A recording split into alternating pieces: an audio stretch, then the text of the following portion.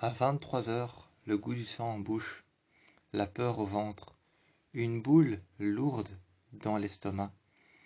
Une boule lourde dans l'estomac, le goût du sang en bouche. Je marchais dans la rue. Nous sommes arrivés devant une maison, et devant cette maison, toujours la boule au ventre et le goût du sang dans la bouche. J'ai poussé la porte et j'ai remarqué 4 cadavres. J'ai remarqué 4 cadavres allongés par terre. Le premier cadavre avait les bras ouverts avec un couteau en main. Sa main était ouverte et le couteau était dirigé vers la sortie de la maison. Le deuxième cadavre était à côté. Il lui tenait la main et sa main serrait très fort la main de l'autre cadavre, mais son autre main, elle, était ouverte, un couteau à la main, dirigé vers le salon. L'autre cadavre était contre un autre cadavre à ses pieds, la tête relevée, qui regardait par la fenêtre, ses yeux fermés, un couteau à la main. Sa main était pliée contre le mur. Son bras était plié contre le mur, sa main ouverte, et à son pli du bras qui était plié contre le mur, il y avait un couteau par terre. Il y avait une flaque de sang par terre, encore fraîche. Quand je suis rentré et que j'ai senti ma basket se plonger dans cette mare de sang, j'ai regardé les vitres. Nous sommes vite partis quand l'un des cadavres est tombé sur le côté, pensant que l'homme allait se réveiller. Pensant que l'homme allait se réveiller, se remettre debout et nous attaquer, nous sommes vite partis. On s'est caché derrière la maison, et là on a trouvé répartis par terre plein d'os qui étaient complètement brûlés, brûlés à l'acide. On a trouvé plein d'os qui avaient été brûlés à l'acide, des morceaux de chair par terre, et juste à côté, un couteau dont la lame était un peu brûlée, elle aussi à l'acide. J'ai ramassé ce couteau qui pour autant rouillé, il fonctionnait toujours, il coupait toujours. Même s'il avait été brûlé à l'acide, il fonctionnait toujours, il était toujours en état de marche. J'ai pris alors ce couteau, je l'ai pris avec moi, je l'ai tenu, et les jeunes qui étaient avec moi, les autres jeunes, je ne connaissais même pas leur nom, m'ont empêché de prendre ce couteau, mais je l'ai pris quand même. Quand on est parti, on a trouvé un vieux, on a trouvé un vieux cylindre sur le côté. On a regardé ce vieux cylindre sur le côté, couvert d'une bâche. On a d'abord regardé, on pensait que c'était le genre d'entrée pour un abri anti-atomique. On pensait que c'était le genre d'entrée pour un abri anti-atomique, mais quand on a regardé, c'était un bac, un énorme bac à jardin, qui avait été mis sur le côté. On a trouvé ce cylindre en plastique, sur le côté, couvert une bâche noire. C'était un bac à jardin qu'on a remis debout, et quand on l'a remis debout, on a entendu qu'à l'intérieur il y avait quelque chose. En le remettant debout, j'ai senti qu'à l'intérieur il y avait peut-être un corps. J'ai ouvert et à l'intérieur il y avait des os, il y avait des restants d'os, trop brûlés pour pouvoir en retirer quoi que ce soit. Pour pouvoir en retirer une femme, pour pouvoir en retirer que c'était un homme, pour pouvoir en retirer que c'était un enfant. Trop brûlé par l'acide, on a relevé et tout de suite finalement refermé le bac. Nous sommes partis en courant et nous nous sommes empêchés de hurler. J'ai tenu l'un des jeunes qui était contre moi, je l'ai tenu en mettant ma main sur sa bouche. Je l'ai regardé, je me suis approché de lui et je lui ai dit, le doigt sur la bouche. Chut. Il m'a regardé et m'a fait signe qu'il n'allait pas crier. Je lui ai dit en lui murmurant à l'oreille, maintenant je vais retirer ma main et tu ne vas pas crier. Un homme était passé juste devant nous et tournait autour de la maison. Il murmurait et chantonnait cette chanson. Il avait un couteau en main et la lame du couteau a brillé par rapport au reflet. Par rapport au reflet de la lune, la lame du couteau a brillé. Nous étions cachés dans ce cylindre en plastique, ce bac à jardin, nous étions cachés dedans. Les autres jeunes étaient cachés à l'intérieur de la maison. Quand nous sommes allés les récupérer, l'un des jeunes était effondré par terre, ouvert en deux, avec une lame en main, une simple lame de sécateur, mais ça servait assez pour pouvoir servir de couteau. C'était assez pour pouvoir servir de couteau. L'un des jeunes était par terre, ouvert en deux, avec une coupure qui était de son épaule droit au bas de son bassin. Cette coupure qui traversait tout son torse de son épaule droit au bas de son bassin. On l'a regardé et les autres jeunes étaient cachés dans la cuisine. L'un des jeunes a fait un signe de la main. Nous sommes arrivés et j'ai vu les 4 jeunes qui étaient coincés et prisonniers dans la cuisine. Ils voyaient la silhouette de l'homme passer juste devant la fenêtre. Il chantait cette chanson et laissait grincer la lame de son couteau, juste sur le bord de la vitre. Juste sur la vitre, il ne nous voyait pas, mais il laissait grincer la lame de son couteau chaque fois qu'il passait. Et il chantait cette chanson. On l'entendait chanter cette chanson tout bas. Un moment, il a continué à tourner et s'est arrêté à la vitre. Le couteau en main, il a posé sa main et son autre main sur la vitre et nous a regardés, tous les 4. On pensait qu'il nous voyait, mais c'est à cet instant-là que je l'ai vu. Je l'ai vu se retirer sa main et partir. Il tournait autour de la maison, nous étions prisonniers. Même à la porte, quand on a essayé de partir et de fuir, on a essayé de pousser la porte et il nous a coincés à l'intérieur avec son pied. Il nous a coincés à l'intérieur avec son pied et encore une fois, on a vu la lame de son couteau qui brillait à la lumière de la lune. On a couru le plus vite possible, autant qu'on pouvait, autant de temps qu'on pouvait. Un moment, on s'est arrêté sur le côté, sur le bord d'une rue. Il y avait cette petite maison abandonnée. Elle avait l'air calme, paisible. Mais une fois qu'on était à l'intérieur, c'était autre chose. Il y avait cet homme qui était assis contre le mur, mort depuis déjà très longtemps. Il s'était arraché les yeux. Ses yeux étaient par terre, et à l'intérieur de son visage, il y avait un couteau. Il avait rangé un couteau à l'intérieur de sa tête. Sur le côté, il y avait une entaille. Son oreille avait été arrachée. Il s'était enlevé les yeux, et dans ses orifices, là où il y avait ses yeux, il y avait passé des morceaux de verre. L'homme était mort depuis longtemps. Il s'était enfoncé des morceaux de verre pour pouvoir parvenir à enlever ses yeux. Il s'était rangé un couteau dans la tête, qui était mis dans sa boîte crânienne. Quand on a regardé cet homme mort sur le côté, on a entendu un cri. On a entendu un cri à l'extérieur. Ce n'était même plus la peine de courir à l'intérieur de cette maison, c'était déjà un cauchemar. L'homme était encore en train de tuer sa femme, alors qu'il avait un couteau enfoncé dans le dos. Son fils est arrivé par derrière lui, a repris son couteau et l'a poignardé par 3 fois dans le dos. Sa mère était déjà morte, poignardée une 50aine de fois. On est arrivé et on marchait déjà dans le sang. On baignait dans le sang alors que l'enfant s'était poignardé lui-même et s'était ensuite égorgé sur le côté. Sa tête s'était penchée sur le côté tellement fort à cause du poids de sa tête. À cause du poids de sa tête s'était penchée tellement fort que l'ouverture qu'il s'est fait en s'égorgeant a fini par s'ouvrir. Sa tête a fini par se couper en deux et ne tenait plus qu'à un nerf. Elle ne tenait plus qu'à un nerf et un morceau de chair sur le côté. L'enfant est tombé, mort. On s'est précipité dehors et on a vu un autre enfant, mort, blessé à la main. Blessé à la main et mort avec un couteau sur le côté. Cette femme a commencé à ramper dans le couloir, laissant derrière elle une traînée de sang humide. Laissant derrière elle une traînée de sang humide, elle a commencé à ramper, suivant une autre traînée de sang, qui, elle, était sèche depuis longtemps. Le mari, lui, avait la main complètement saignée. Il avait la main complètement saignée.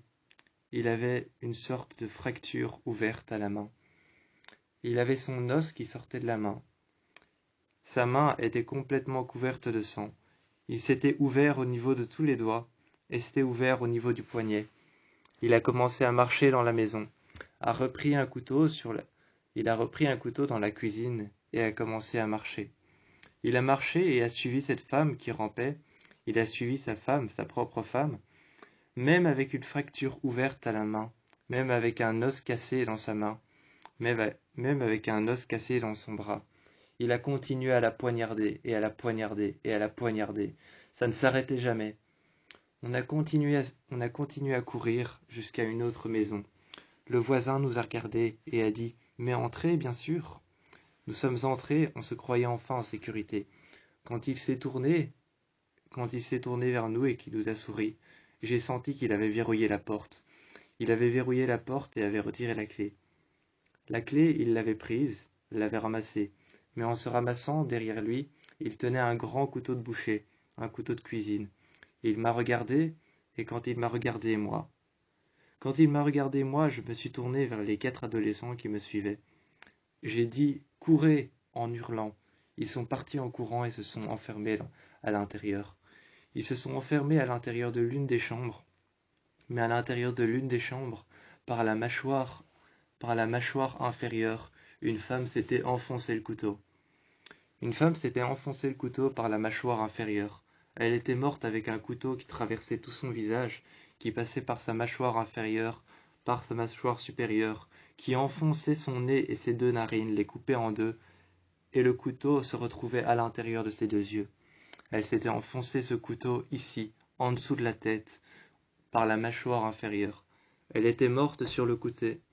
Elle touchait un mur. Sa tête touchait un mur et son bras était accroché par le manche. Elle était morte comme ça, appuyée sur le côté. Elle était assise par terre.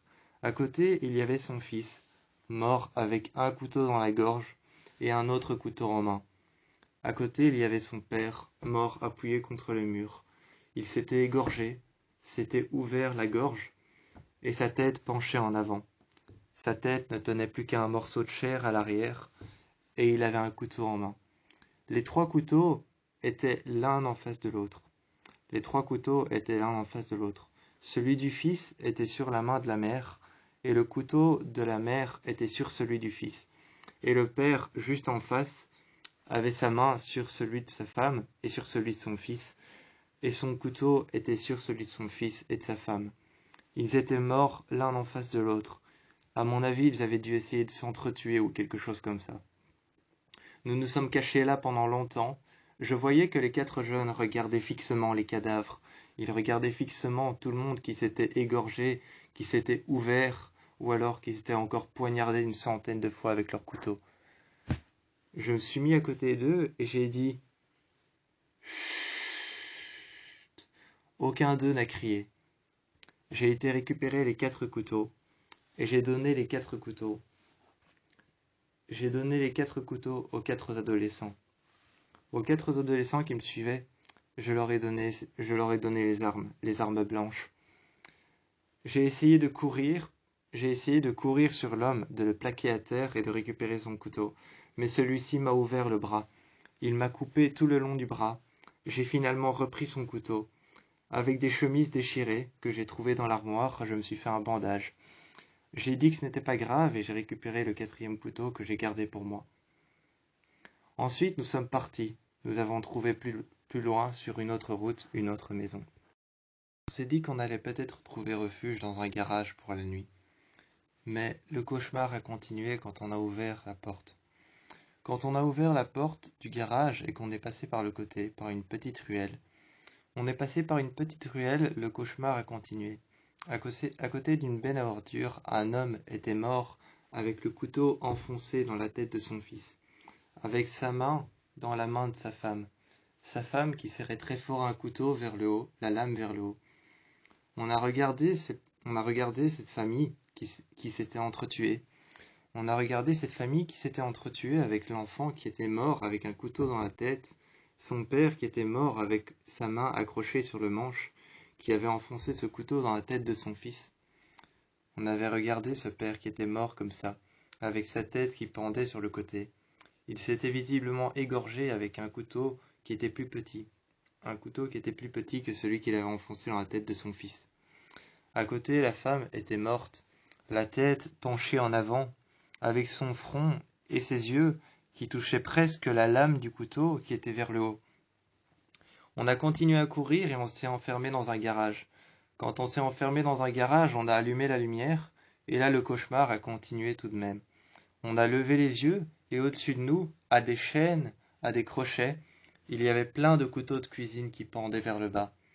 plein de lames de couteau pendaient vers le bas. J'ai ensuite allumé une plus grosse lumière, et ce qu'on a vu derrière les chaînes était horrible. Un homme suspendu au plafond, accroché au plafond avec un couteau dans la bouche. Il était mort, la bouche ouverte. Il était mort, la bouche ouverte, avec un couteau dans la bouche.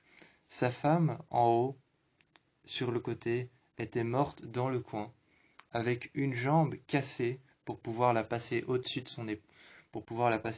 son épaule et au-dessus de sa nuque, et l'autre jambe qui était cassée pour pouvoir la passer au-dessus de sa nuque aussi, et au-dessus de son épaule. Ses deux bras pendaient dans le vide et elle avait deux petits couteaux en main. À côté, il y avait son mari qui était mort avec 3 couteaux dans le ventre et avec 2 couteaux dans les mains et un couteau qui enfonçait ses 2 pieds l'un sur l'autre. Il était mort en croix de Jésus avec un couteau dans la bouche. Le sang continuait à couler et faisait une énorme flaque de sang devant nous. Tout autour de nous, il y avait plein de couteaux qui pendaient au plafond. Et ces 3 cadavres, et celui de la mère avec ses 2 jambes qui étaient cassées pour pouvoir les passer au-dessus de ses épaules. On a décroché les cadavres, celui de la mère a fini par glisser tout seul à cause du sang qui coulait. À cause du sang qui coulait, à cause de ses jambes qui avaient été cassées et brisées, elle a fini par glisser, se décrocher les couteaux, et les 4 couteaux qu'elle avait en main, les 2 couteaux qu'elle avait en main, et les 2 couteaux qu'avait son fils en main, sur le côté. Finalement, elle a fini par tomber. On a récupéré son cadavre et on a récupéré les couteaux. On s'était armé.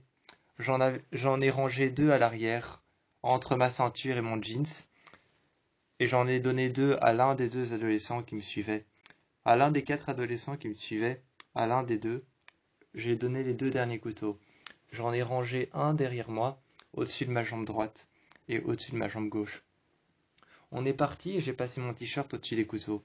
C'était un véritable enfer. Plus loin, on a trouvé un homme, qui était mort.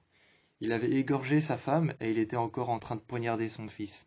Son fils qui essayait de se débattre, qui essayait encore de se débattre avec son père, et qui lui enfonçait des petits couteaux de cuisine, des petits couteaux. Il lui enfonçait des petits couteaux, les uns après les autres, il lui enfonçait ça sur le côté. On l'a regardé encore et encore frapper son fils, frapper avec des coups de couteau et des coups de couteau et des coups de couteau. On a regardé son fils essayer de se débattre et essayer d'agripper le bord d'une vieille benne à ordures. À un moment, il a réussi et a agrippé le bord de cette benne à ordures. Il s'est tiré sur le côté, mais son père a continué à le poignarder. Quand il s'est tiré sur le côté, son père a fait toute une ouverture le long de son corps. Il s'est tiré, et il est finalement mort en se vidant de son sang, appuyé contre la benne à ordures, avec les 4 petits couteaux qu'il avait en main. Il les avait scotchés ensemble, 4 petits couteaux qu'il avait scotchés ensemble, et il s'était mis 3 couteaux au-dessus des mains. 3 petits couteaux de cuisine qu'il s'était mis au-dessus des mains. Il s'était fait de véritables griffes. 3 petits couteaux et 4 petits couteaux au-dessus des mains. Il les avait scotchés avec de la corde, de la ficelle et du scotch noir. Avec du scotch, il avait fixé ses 4 petits couteaux à gauche et ses 3 petits couteaux à droite. Et il donnait des coups de poing à son père. Il les recevait dans la poitrine. Il les recevait sur le côté. Il recevait des coups de couteau. C'était l'anarchie totale. On a été voir le père qui était mort. L'enfant était mort et se vidait encore de son sang. Il y avait du sang qui tombait de la plaie, et il était mort la tête sur le côté, contre cette benne à ordures. J'ai regardé tous les 2 s'ils étaient encore en vie, mais peu d'espoir qu'ils soient encore en vie, avec tout ce sang qu'ils avaient vidé. Avec tout ce sang qui était tombé, peu de chance qu'ils soient encore en vie. Je les ai regardés tous les 2, et ils étaient bien morts. À ce moment-là, j'ai vu que le père a eu un réflexe. Quand je me suis approché d'eux, que je me suis mis accroupi pour pouvoir regarder leur pouls, le père a eu un réflexe, a ouvert les yeux et a essayé de me poignarder. J'ai récupéré le couteau et j'ai stoppé sa main. J'ai pris le couteau et j'ai posé le père sur le côté que j'ai laissé tomber par terre, comme un vulgaire sac. Comme un vulgaire sac à patates, je l'ai laissé tomber sur le côté. Le sang était en train de se répandre dans la rue. La rue était un peu penchée en avant, donc le sang continuait à nous poursuivre.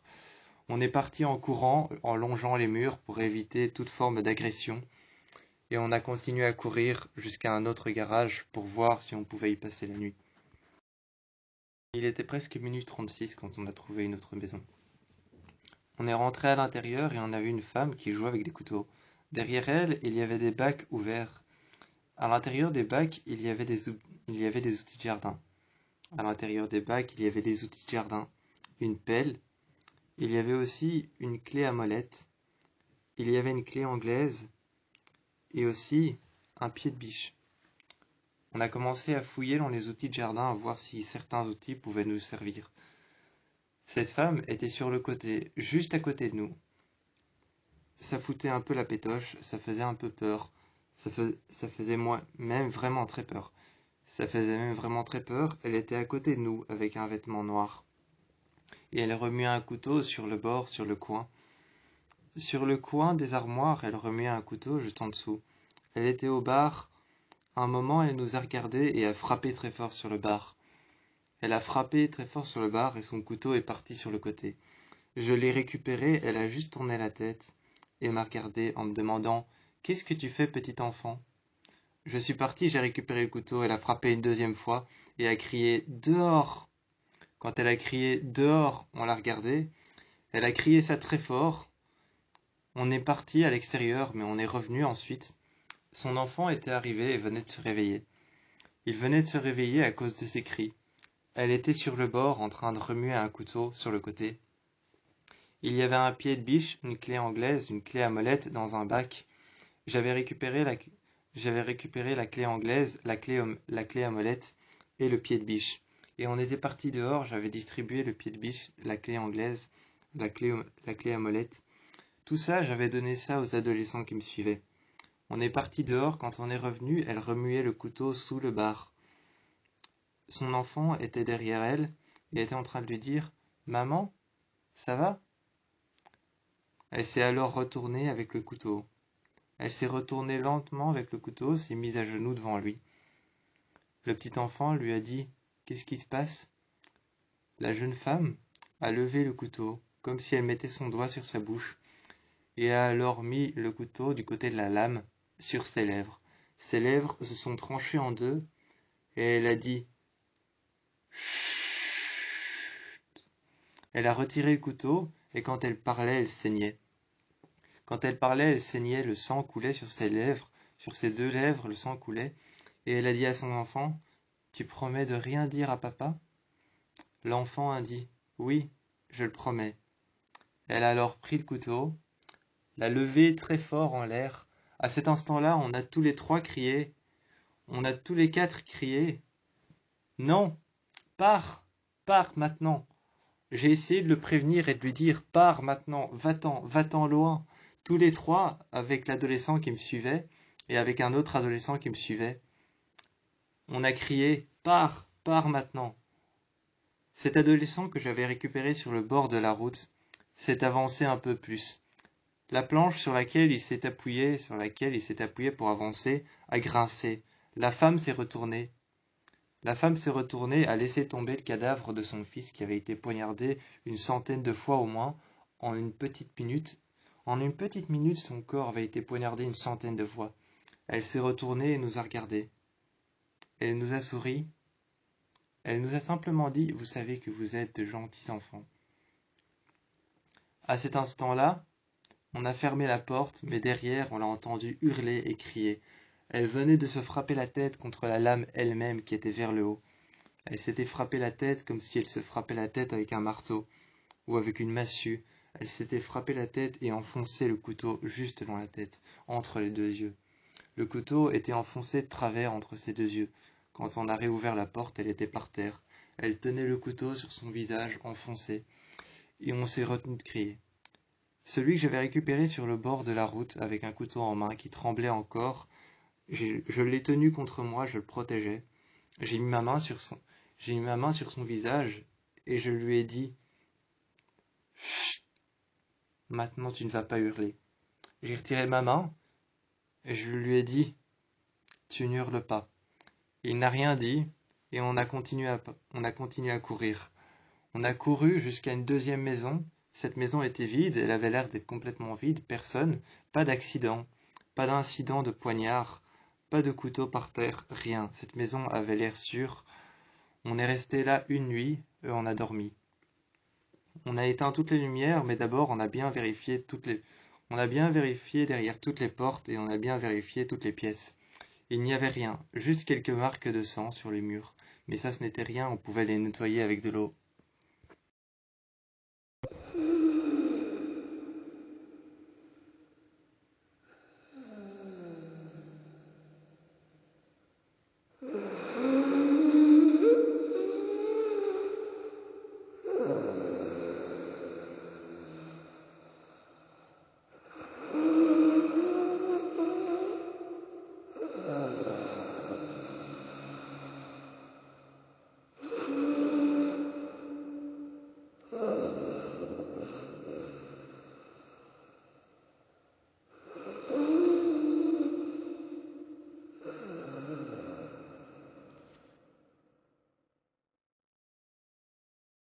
De dehors, il y avait une traînée de sang qui grimpait jusqu'à l'église.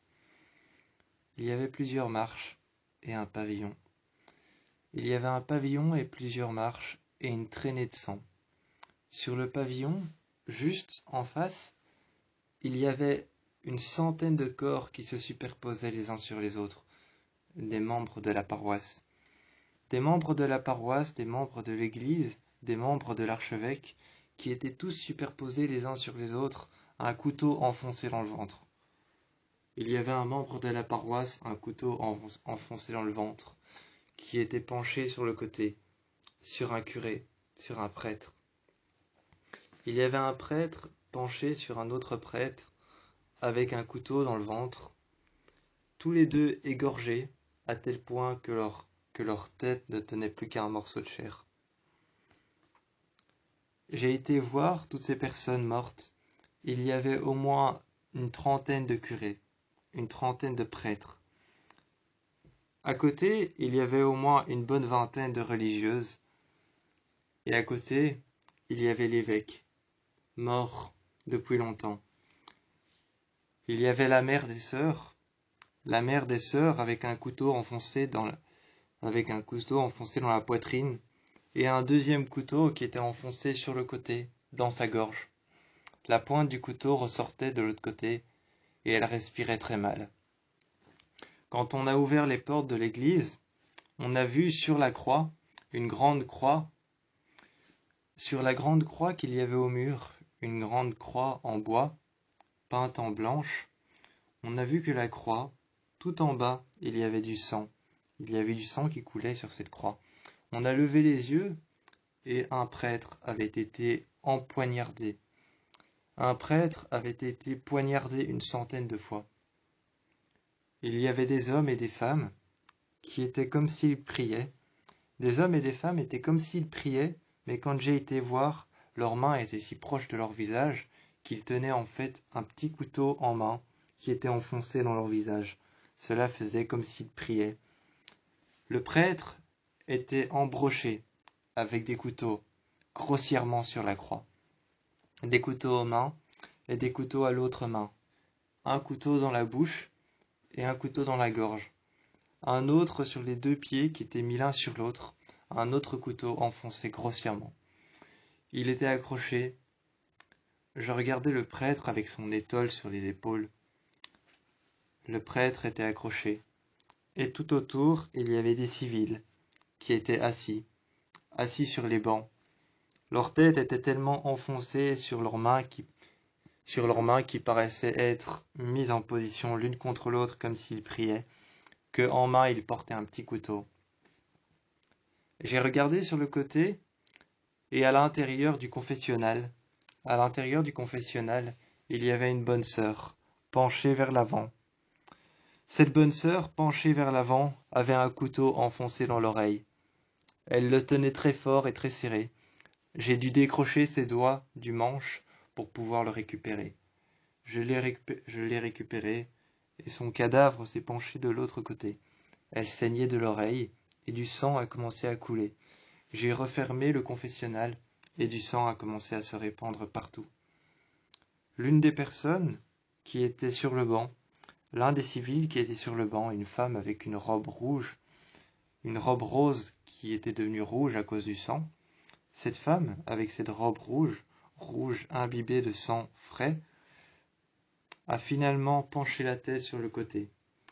C'était peut-être un réflexe ou alors c'est simplement sa tête qui a lâché à cause du poids. Elle a penché la tête sur le côté et ses yeux ouverts me regardaient. Ses yeux aussi étaient imbibés de sang. Il y avait juste son iris. Il y avait juste son iris et sa pupille qui n'étaient pas imbibées de sang. Et elle avait les yeux très clairs, bleus très clairs. Je l'ai regardée avec ses yeux bleus très clairs et le blanc de ses yeux couverts de sang. Son visage qui était couvert de sang seulement d'un côté. Elle s'est penchée, m'a regardé moi, mais quand je me suis tourné, j'ai vu qu'elle regardait l'homme accroché sur la croix, le prêtre. On est sorti, on a fermé l'église, on a été chercher dans une petite maison à côté, la maison du prêtre, la maison des prêtres et des hommes de foi. On a fermé la porte, mais à l'intérieur, il y avait un homme de foi, un homme pieux, qui s'était enfoncé un couteau dans la gorge. Il y avait une femme avec 6 couteaux qui se les étaient enfoncés dans la gorge. Cette femme posait sur le côté avec 6 couteaux enfoncés dans la gorge comme si c'était une fleur. Comme si c'était une fleur, les lames s'entrecroisaient dans sa gorge. Je les ai retirées une à une, comme ce jeu où on doit retirer les bâtons sans faire bouger les autres bâtons. J'ai retiré les couteaux un à un. Encore une fois, on les a gardés. On avait tout un sac rempli des couteaux qu'on trouvait. Des couteaux de boucher, des couteaux de cuisine, des petits couteaux, des grands couteaux. Là, pour le coup, c'était des grands couteaux. Je les ai retirés un à un. Finalement, on a été voir dans la cuisine. J'ai été voir quelque chose dans la cuisine. Là où les prêtres et les curés vivent ensemble. J'ai été voir dans la cuisine quelque chose. Et le porte-couteau était complètement vide. Ils avaient tous été utilisés. J'ai regardé dans les armoires, j'ai regardé dans les boîtes à couteaux, partout, tout était vide. Tous les objets tranchants, tout ce qui pouvait servir d'arme blanche, avait été utilisé. On est sorti, regardant une deuxième fois les membres de la paroisse tous allongés sur le côté, avec un couteau dans la gorge, un couteau dans la tête, et parfois même un couteau dans le ventre. Là, j'ai pensé à ce que m'avait dit un prêtre avant que cette hystérie collective ne commence. J'ai pensé à ce que m'avait dit un prêtre, que le péché le plus ultime, c'était le suicide. Et j'ai regardé tous les membres de la paroisse. Finalement, j'ai haussé les épaules et nous sommes partis. Pour pouvoir courir et nous protéger. Car courir était la seule protection qu'on avait. Et trouver des maisons viables dans lesquelles il n'y avait pas eu de cauchemar. Ce qui était pratiquement impossible. J'ai vu une salle de restaurant. Faut croire qu'il n'y avait pas que les couteaux qui comptaient. Quand j'ai vu cette salle de restaurant sur la terrasse, il y avait une femme qui avait égorgé son amie. Cette femme qui avait égorgé son amie, je l'ai vue, parce qu'elle tenait un couteau en main, et le couteau était juste à côté de son amie, près de sa gorge. Son amie s'était égorgée elle-même, mais pas avec un couteau. Elle s'était égorgée avec la petite chaîne en or qu'elle avait le long de son cou. Elle s'était égorgée avec cette chaîne en or qu'elle avait le long de son cou. Elle a commencé alors à tirer très fort. Elle avait serré, de tout son poing, elle avait serré, et elle tournait son collier jusqu'à ce que son collier devienne de plus en plus petit comme une ceinture. Et finalement, elle a tiré, jusqu'à ce que sa gorge finisse par être tranchée. Elle a tiré son collier d'un coup sec, et c'est pas son collier qui s'est brisé, c'est sa gorge qui s'est ouverte. Sa gorge s'est ouverte, je voyais les marques. Les marques, je les voyais. Il y avait 3 marques superposées, elle avait dû tirer 3 fois. En face, il y avait son amie avec un couteau en main, qui s'était égorgée elle-même. À côté, il y avait un homme qui avait tué sa femme et l'avait poignardée plein de fois dans le dos. Quand on est rentré à l'intérieur, j'ai vu qu'il y avait du sang sur la vitre. Mais quand j'ai posé ma main sur la vitre pour pouvoir pousser la porte et rentrer, il n'y avait pas seulement du sang à l'intérieur, mais aussi du sang à l'extérieur. J'ai regardé alors cette salle de restaurant. je me suis tourné vers les jeunes qui étaient avec moi et je me suis dit, on sera plus en sécurité ici qu'autre part. On est rentré, il y avait une femme qui avait poignardé son fils plein de fois et qui avait enfoncé les couteaux, deux petits couteaux pour manger. Elle avait enfoncé deux petits couteaux à steak dans les yeux de son fils. Et elle avait pris un gros couteau de cuisine qu'elle avait arraché à un chef cuisinier. Elle avait arraché ce couteau de cuisine à un chef cuisinier et elle s'était égorgée avec. Son mari, lui, s'était enfoncé un couteau dans l'œil. Il s'était enfoncé un couteau dans l'œil avec le couteau à viande sur le côté. Il s'était enfoncé le couteau dans la main. Il s'était accroché à la table. Il était mort sur le côté. On marchait entre les cadavres et de temps en temps on devait pousser une main ou alors dégager une jambe pour pouvoir avancer. Jusqu'à la cuisine, quand on est arrivé à la cuisine, on a vu cet homme qui s'était poignardé. Il y avait aussi cette femme qui était arrivée dans la cuisine, qui ne faisait pas partie du personnel, et une serveuse qui avait mis sa main dans un mixeur. Cette serveuse qui avait d'abord coupé sa main, elle s'était tranché les veines et ensuite avait posé sa main dans un mixeur. Elle avait commencé à appuyer. J'ai vu cette femme, sa main baignée dans du sang. Sa main baignée dans du sang dans le shaker du mixeur. Dans le shaker du mixeur, j'ai vu que sa main baignait dans du sang. Cette jeune femme venait de se couper la main, de se trancher les veines. Elle s'était tranché les veines en croix. Elle s'était pas tranché les veines horizontalement ou verticalement. Elle avait fait une croix au niveau de son poignet. Et le sang se vidait à l'intérieur. Elle venait d'appuyer et avait encore sa main qui était fortement appuyée. Même pas son doigt qui était appuyé sur le mixeur, mais juste sa main qui était appuyée sur tous les boutons. À côté, il y avait un cuisinier qui s'était mis la tête sur la planche à couper. Le cuisinier s'était mis la tête sur la planche à couper et avait commencé à couper et s'enfoncer ça dans le cou. Il s'enfonçait ça dans le cou encore à coups de couteau. J'ai récupéré le couteau. De cet homme qui avait l'air le moins dangereux, j'ai récupéré le couteau. J'ai retiré la main de la femme qui avait dans le mixeur. Sa main était complètement coupée, ses doigts étaient complètement tranchés. L'un de ses doigts était par terre. La jeune femme s'est effondrée. Le bruit du mixeur qui est tombé et de la lame qui s'est décrochée m'a fait peur. Je me suis retourné vers cet homme, j'ai pris son couteau et je l'ai mis dans le sac. On est parti et on a fermé la porte derrière nous. L'une des femmes s'est réveillée avec un couteau dans l'œil et nous a couru après. Le couteau s'est planté juste dans la vitre, mais juste assez pour pouvoir juste blesser mon épaule. Je me suis dégagé et le couteau qui s'était planté dans la vitre, la jeune femme essayait encore de le remuer et le remuer. À un moment, elle l'a retiré et elle l'a planté à côté de moi. Elle l'a planté en face de moi et nous sommes partis en courant. Cette femme n'était pas encore tout à fait morte. Elle n'était pas encore tout à fait morte et finalement, quand on a trouvé des personnes qui étaient réellement mortes, on leur a retiré le couteau. On est rentré à l'intérieur, mais la femme était coincée.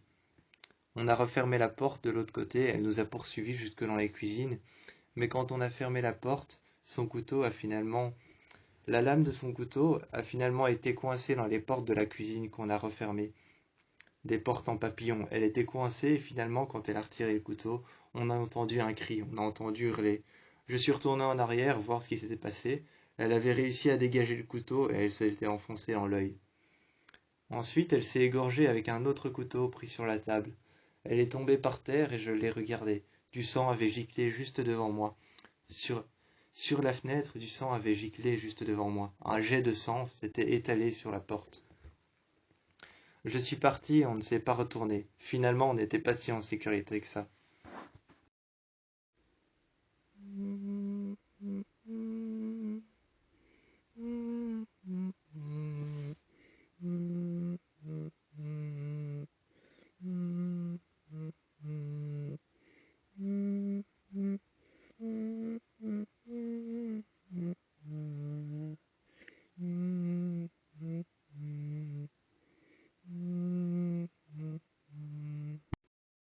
Une jeune femme d'une quarantaine d'années tenait un enfant dans ses bras, un petit enfant d'au moins quelques semaines.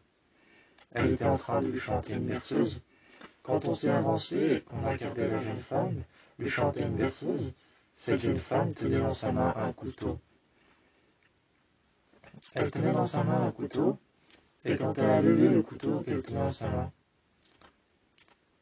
je l'ai vu, tout propre, lavé, avec encore de l'eau dessus et du savon. Il était tout propre, avait été lavé. Je me demandais pourquoi ce couteau avait été lavé et était tout propre. Ça sentait même le savon. Ça sentait même le savon pour faire la vaisselle. Elle le tenait en main et avait ses mains qui étaient toutes humides. À la lumière, je voyais, simplement à la lumière de la lune, le reflet du couteau, le reflet de la lame toute propre. Mais quand je me suis approché d'elle, je me suis aperçu que ce n'était pas de l'eau qui coulait de sa main, mais du sang. C'était bel et bien du sang. Je me suis approché un peu plus d'elle et le sang était mélangé au savon, était mélangé à l'eau qu'il y avait sur le couteau qui avait servi à le laver, et il y avait un corps par terre, le corps d'une femme, le corps d'une jeune femme blonde. Ses cheveux étaient couverts de sang, son crâne avait été lui aussi assommé visiblement. Visiblement, elle avait été assommée parce que son crâne, l'arête, ses cheveux étaient couverts de sang. Cette jeune femme était par terre. Elle avait été poignardée une centaine de fois, et la femme détenait son enfant. La femme tenait son enfant dans ses bras, enveloppé dans quelques couvertures blanches, dans quelques draps blancs. Elle l'avait posé dans un rocking chair.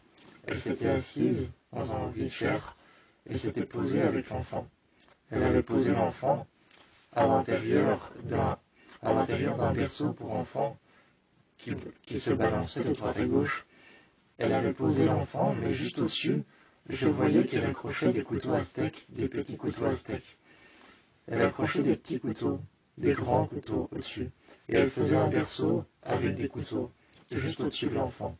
À un moment, elle l'a fait tourner, et il y a eu une petite musique avec une petite mélodie. Une petite mélodie comme faite au piano, avec 2-3 notes.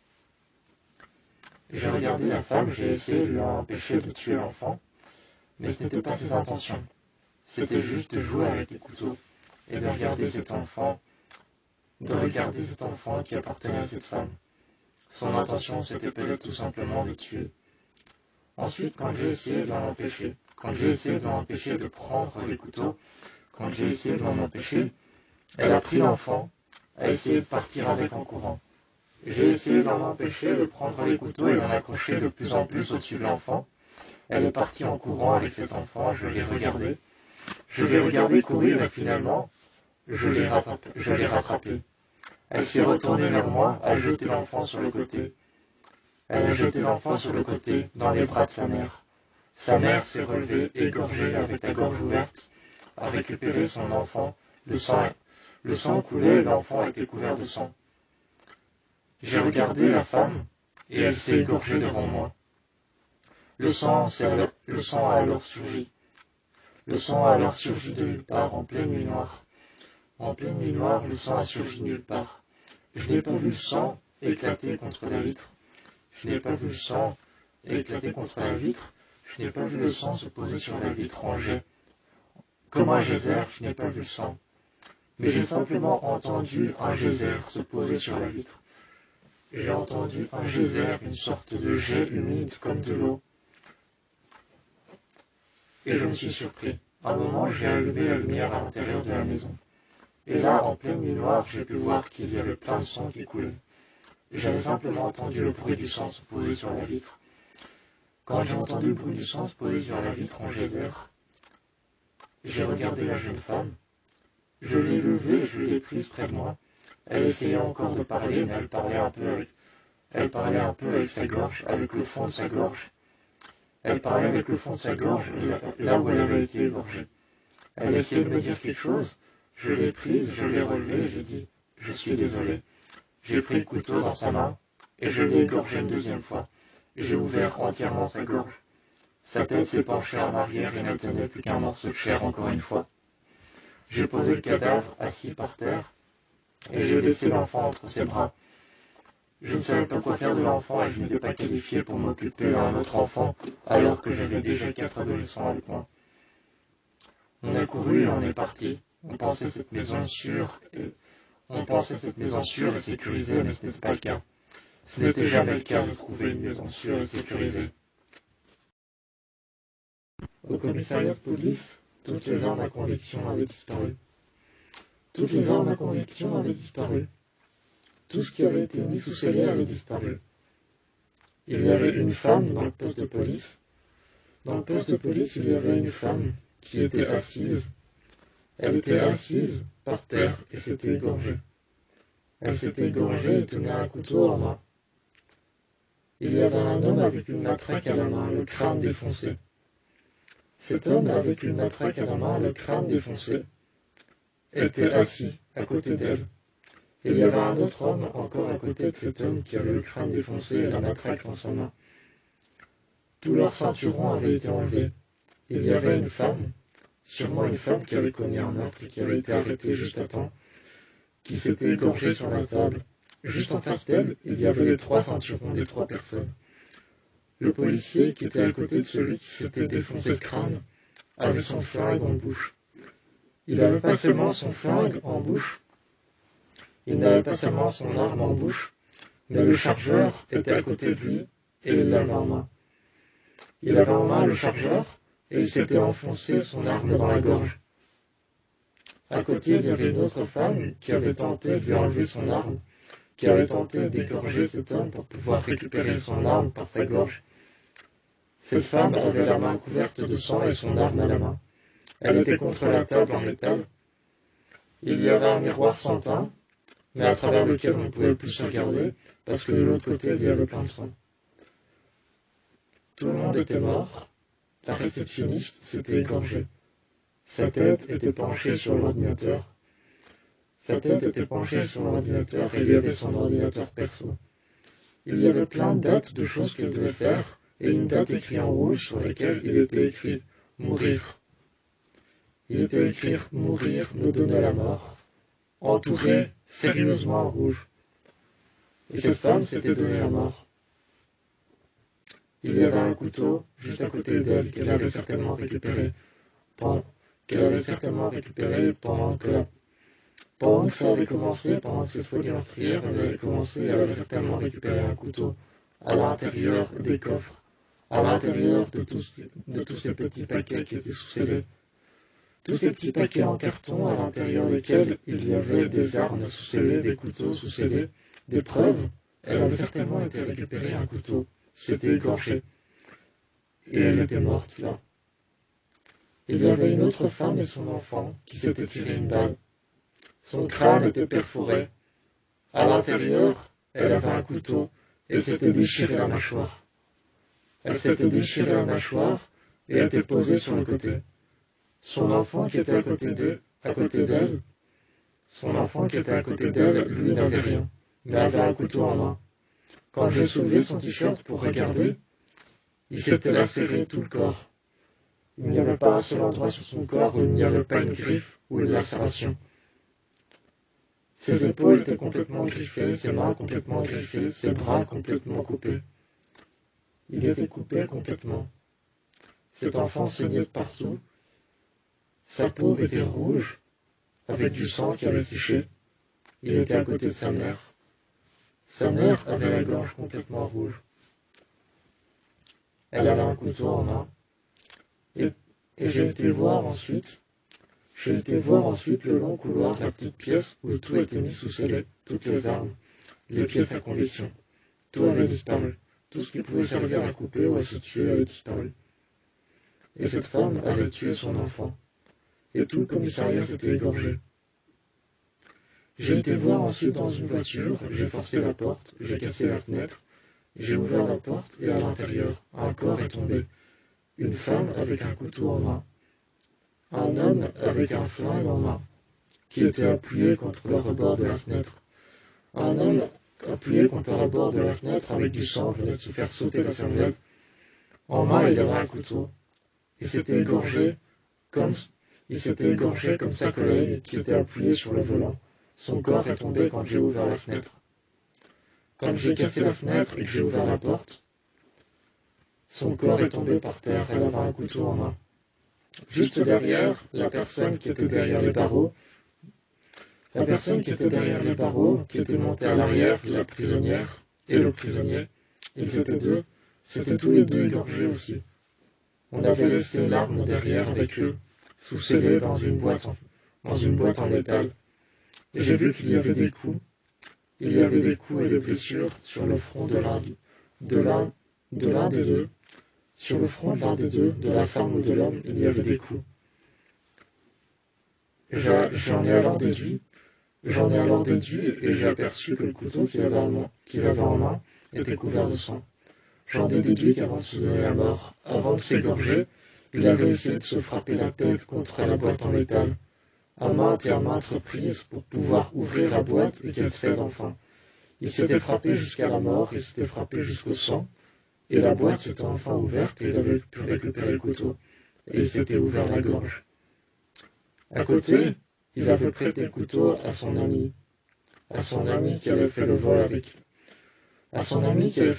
et le meurtre avec lui. Il avait donné le couteau et elle s'était égorgée aussi. L'arme est tombée quand j'ai ouvert la deuxième porte.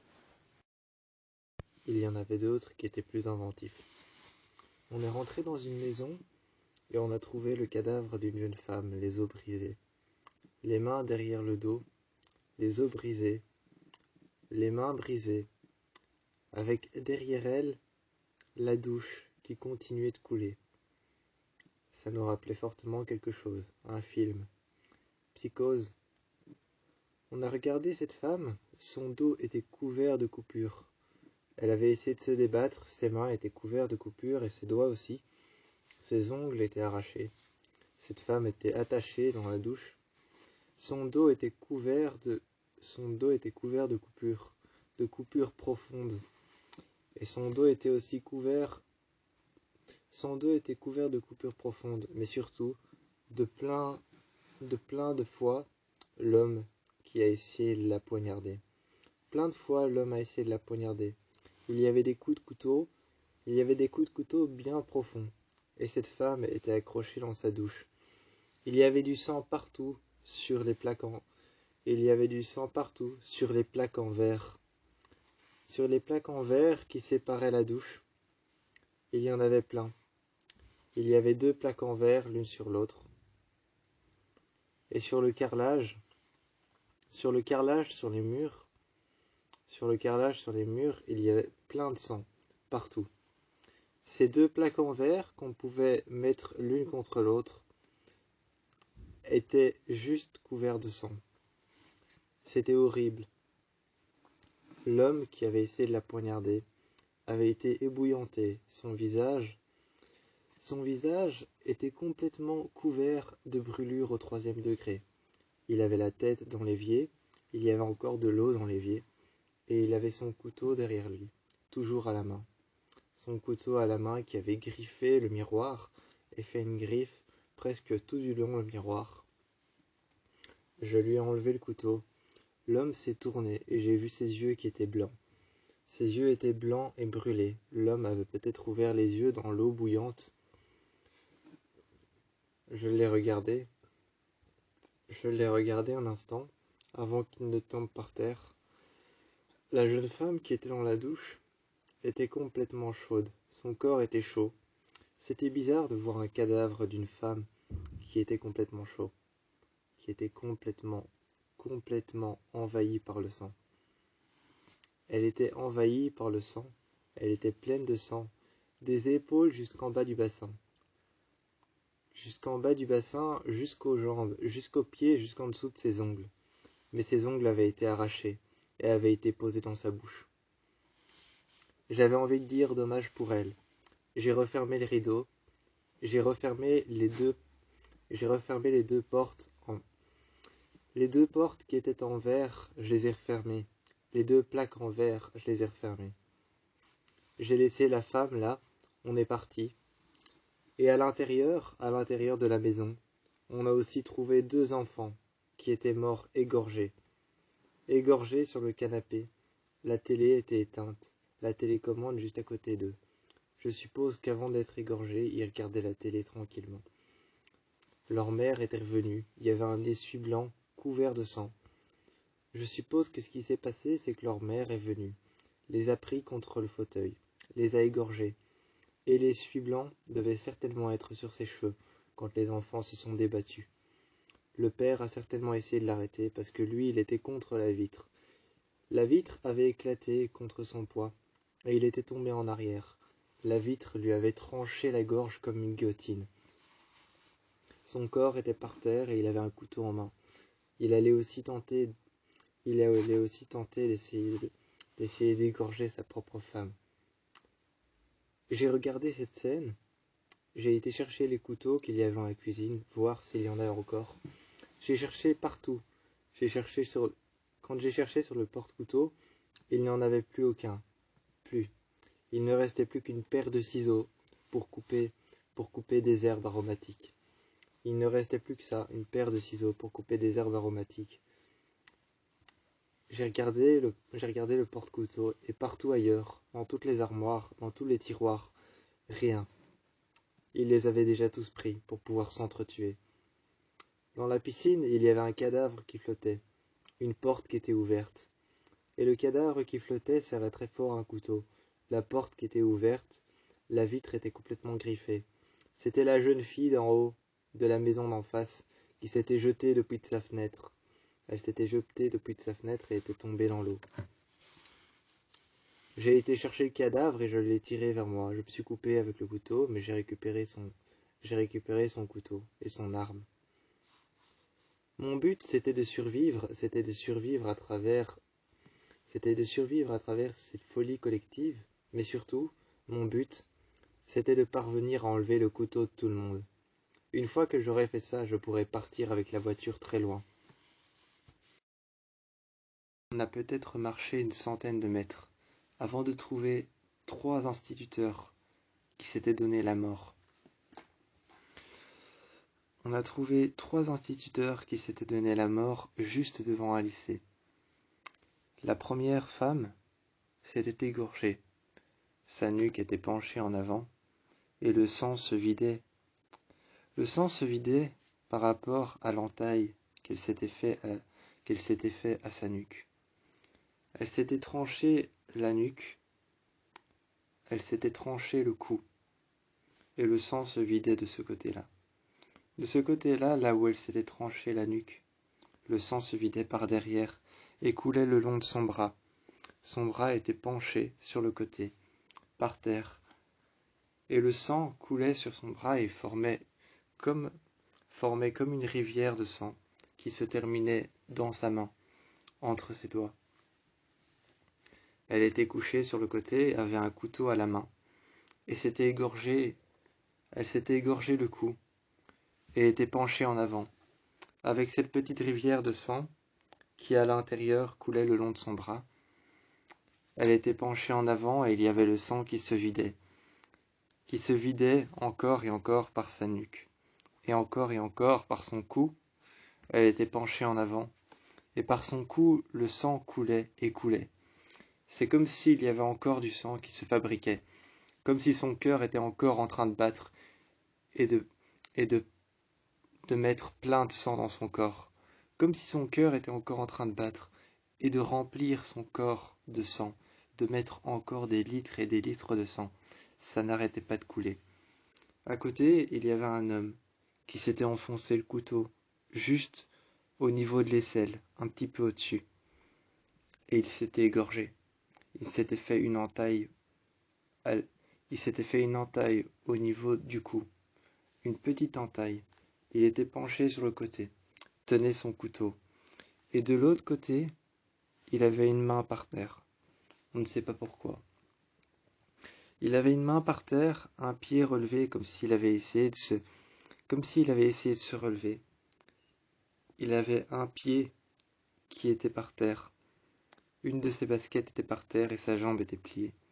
Sa tête penchée en avant, et il venait de s'égorger. Il venait de s'égorger tout le cou.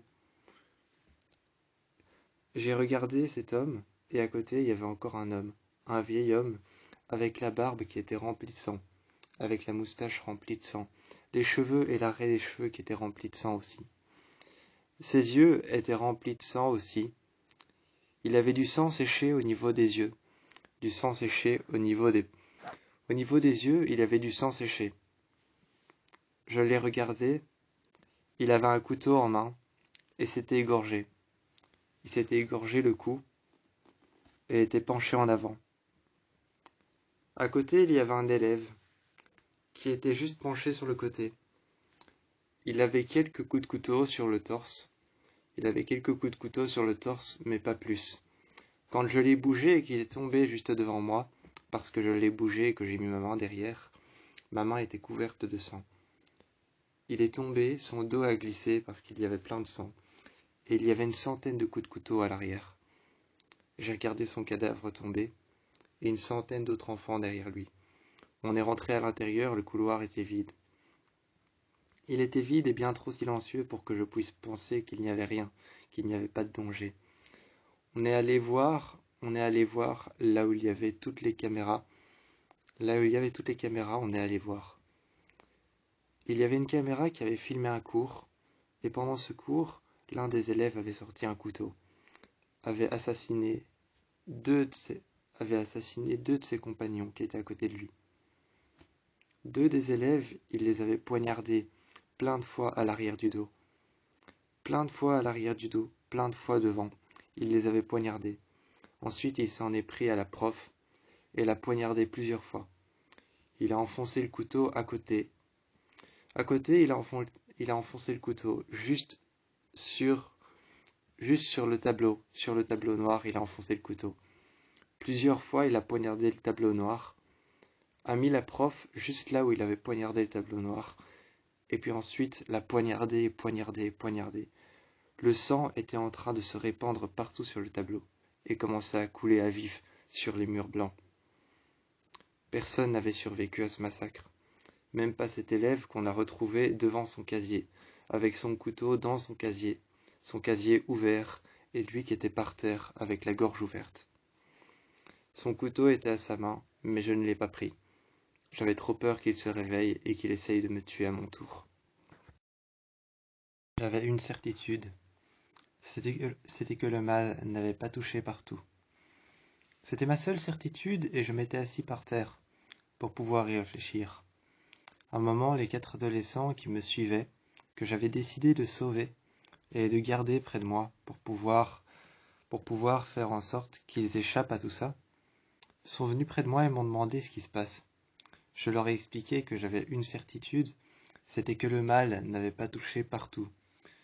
J'étais sûr qu'il y avait des endroits, quelque part dans ce monde, qui pour le moment étaient complètement délabrés et détruits. J'étais sûr que quelque part, il y avait un endroit où il n'y avait pas ce mal, où personne ne s'était égorgé. J'étais sûr qu'il y avait un endroit dans le monde où personne ne s'était égorgé. J'étais sûr que quelque part dans ce monde, même à une frontière d'un autre pays, j'étais sûr que personne ne s'était égorgé. J'étais sûr que personne n'était au courant que ça existe. Mais ne manquait plus qu'à trouver cet endroit. Ils m'ont regardé et n'avaient pas l'air si sûrs, autant sûrs que moi. Quand ils m'ont regardé, ils n'avaient pas l'air autant sûrs que moi. Je les ai regardés et j'ai dit, c'est forcément vrai. Quelque part, il doit y avoir un endroit où personne n'a été touché par ça, où personne n'a été touché par cette folie collective. Ils m'ont tous les trois regardé avec leurs couteaux et leurs lames vers le haut. Je me suis penché et je les ai regardés. L'un après l'autre, j'ai pris leurs poignets et leurs mains, et j'ai baissé le couteau vers le bas. Je les ai regardés et je leur ai dit, levez-vous tous les 4. Ils se sont mis debout devant moi, et j'ai dit, maintenant, lorsqu'on marchera dans les rues, vous allez bien m'écouter. Toujours mettre la lame vers le bas. J'ai vu qu'ils ont mis la lame et qu'ils l'ont inclinée vers le bas. Et ils m'ont regardé, ils ont dit, c'est bien comme ça. Je suis venu derrière eux, derrière chacun d'entre eux. Derrière chacun d'entre eux, je suis venu. Et j'ai incliné la lame vers le bas, vers leurs pieds. Chacun d'entre eux avait incliné la lame vers eux. Et j'ai regardé et j'ai dit, c'est comme avec les fusils. On tient toujours le doigt, pas sur la gâchette, mais juste devant. Là, je leur ai dit, avec les couteaux, vous tenez toujours le couteau vers le bas. Ensuite, je suis venu devant eux, et j'ai mis mon couteau vers le bas aussi. J'ai dit, c'est plus facile pour contre-attaquer. Je les ai regardés et j'ai dit, maintenant vous pliez le bras ou vous tenez le couteau sur le côté, de fait à mettre la lame à l'extérieur. Ils l'ont tous fait, et j'ai dit, une fois que vous avez fait ça, vous lancez le couteau devant vous. Ils ont regardé le mouvement qu'ils venaient de faire, et ils ont dit que c'était vrai. c'était plus facile pour contre-attaquer. On est parti, on est arrivé dans une ferme. Les chevaux étaient morts. Les chevaux étaient morts par terre. Ils avaient été poignardés une centaine de fois. Il y avait même un cheval qui avait une entaille énorme. Il avait été poignardé. Il y avait un cheval sur le côté qui avait été poignardé à la pelle. Je me demandais comment c'était possible d'avoir poignardé un cheval à la pelle, un animal qui fait quand même une centaine de kilos. Et j'ai regardé le propriétaire qui était contre l'un de ses chevaux, contre un mangeoire. Sa gorge était ouverte, et l'entaille de sa gorge était un peu plus ouverte et déchirée, et posée sur le bord de la mangeoire. La mangeoire était remplie de sang, et il y avait un renard sur le côté qui était en train de boire. Le renard qui avait le pelage blanc, juste au niveau de son cou, il avait le pelage blanc, mais couvert de sang, et il buvait. Quand il nous a vus, il est parti. J'ai regardé l'homme qui était contre la mangeoire et son dos qui était couvert de poignards. On est rentré à l'intérieur et j'ai dit, c'est sûr qu'ici, les personnes sont mortes, toutes mortes. Elles ont été touchées par ce qui s'est passé, mais elles sont toutes mortes, on va pouvoir s'abriter. Quand on est rentré, la femme était toujours vivante avec le couteau à la main. Elle était en train de faire aller le couteau sur le côté. Sur le côté, elle était en train de faire aller le couteau de gauche à droite, par terre. Elle était en train de chanter une chanson et de murmurer. Elle murmurait et bafouillait des mots. Elle chantait une chanson. Et elle était là, elle nous a regardés. Et elle nous a simplement dit 3 petits oiseaux dans le ciel. Ensuite, elle a pris le couteau et s'est égorgée. Elle a tiré la lame vers elle, a tiré son bras vers le haut. Son bras est tombé par terre, le couteau est tombé devant elle, et sa tête s'est penchée. Le sang est encore coulé. J'ai regardé cette femme, et finalement on est sorti. J'ai cassé une fenêtre et j'ai ouvert la fenêtre. Quand je me suis rendu compte de cette maison, je me suis rendu compte que les fenêtres, c'était des fenêtres en guillotine. C'était le parfait piège pour pouvoir y créer un endroit dans lequel on mettrait tous les cadavres. Des fenêtres en guillotine, il ne manquerait plus que d'accrocher tous des couteaux, ou alors d'y mettre des morceaux de verre. J'ai regardé ça, et finalement, je me suis retourné. J'ai regardé les 4 adolescents, et j'ai dit 1 minute. Les 4 fenêtres guillotines, j'ai cassé le bas de la fenêtre. J'ai cassé la vitre. J'ai pris mon t-shirt, je l'ai mis au-dessus de ma main. J'ai cassé la vitre. J'ai cassé le bas de la fenêtre. Avec mon pied, j'ai cassé le bas de la fenêtre, et les fenêtres en guillotine étaient devenues de vraies guillotines. Je me suis retourné vers eux, j'étais un peu couvert de sang à cause des cadavres et à cause du fait d'avoir touché cette maison qui était couverte de sang et de sang encore frais sur les murs. Ils m'ont regardé et j'ai dit, comme ça les prochaines personnes qui viennent ici sont averties que c'est un vrai piège à cadavres. On est parti et on s'est retourné vers les chevaux qui étaient complètement blessés. Il y en a un qui a essayé de nous dire quelque chose, un cheval a essayé de nous dire quelque chose et on s'est approché. Il essayait un peu de nous parler, mais c'était trop faible et il venait d'être touché à la gorge. Je me demandais pourquoi essayer de toucher son cheval à la gorge alors qu'on peut très bien simplement le toucher aux jambes et il sera déjà par terre. Mais je n'ai pas réfléchi plus longtemps. On est parti. À cet instant-là, quand on est parti, je venais de transformer une simple maison de campagne en un piège à cadavres pour les prochaines personnes qui viendront. Les seuls survivants, je me disais que ça devait être nous. C'était obligatoire. On est arrivé dans une salle de concert. Les lumières bougeaient encore, mais tout le monde était mort. Tout le monde était mort, c'était comme une file indienne. Chaque personne avait le couteau de l'autre dans la gorge de l'autre. Il y avait un homme qui avait son couteau enfoncé dans la gorge de sa femme. Sa femme avait son couteau enfoncé dans la gorge de son enfant. Son enfant à côté d'elle avait son couteau enfoncé dans la gorge de son frère, et son frère avait son couteau enfoncé dans la gorge de sa sœur. Sa sœur, elle, avait son couteau enfoncé dans la gorge du voisin, et le voisin, juste à côté, qui était assis à côté de cette famille, qui avait tous un couteau, avait son couteau enfoncé dans la gorge de sa femme. C'était un vieil homme qui avait enfoncé toute la lame dans la gorge de sa femme. Sa femme serrait très fort son couteau qu'elle avait enfoncé dans sa jambe. Elle finissait la chaîne, mais la chaîne recommençait de l'autre côté. Chaque personne avait son couteau enfoncé dans la gorge de l'autre, et ça faisait comme une file indienne. J'ai suivi toute la file indienne en marchant. Chaque personne s'était enfoncé un couteau dans la gorge. Je me suis dit que c'était irrécupérable de les désarmer et de récupérer les couteaux. Je suis monté sur la scène, j'ai arrêté les lumières et j'ai vu alors le chanteur, qui avait la bouche ouverte. Sa bouche avait même été coupée. Au bord de sa mâchoire, sa bouche avait été coupée. On avait coupé l'os pour pouvoir enlever sa mâchoire. On lui avait enfoncé le micro dans la gorge. Il n'y avait plus que le bout du micro, le manche, par lequel il devait le tenir, qui dépassait. Le micro était enfoncé à l'envers dans sa gorge. Il y avait une boule, en plus de sa pomme d'Adam, il y avait une boule. J'en ai conclu que c'était le bout du micro, l'endroit auquel il devait chanter. J'ai tapé une fois dessus, il était toujours branché et j'ai entendu que ça a résonné. Comme si le micro était dans une cavité très serrée. C'était le cas, il était dans sa gorge. J'ai tapé 2 fois et j'en ai conclu que le micro était toujours allumé. J'ai dû l'écharper et j'ai dû l'ouvrir en 2 pour pouvoir ressortir le micro qui était plein de sang. Je l'ai débranché et je suis allé voir le batteur. Le batteur, un enfant qui était juste à côté, venait de se donner la mort et de s'égorger. Le batteur avait les deux petits bâtons en bois qu'il tenait, qu'on appelle, je ne sais plus comment on appelait ça, mais le batteur, on lui avait enfoncé ça dans les yeux. Ces bâtons en bois qu'il tenait. Je ne sais pas si on appelait ça des aiguilles ou si on appelait ça simplement des bâtons. Je ne sais pas trop comment on appelait ça. Des lattes peut-être. Aucune idée. Je les ai retirés et j'ai regardé ça comme si je ne connaissais pas. Et je les ai lancés à l'autre bout de la pièce. On lui avait enfoncé ça, ces sortes de machins qui tient pour pouvoir frapper sur la batterie.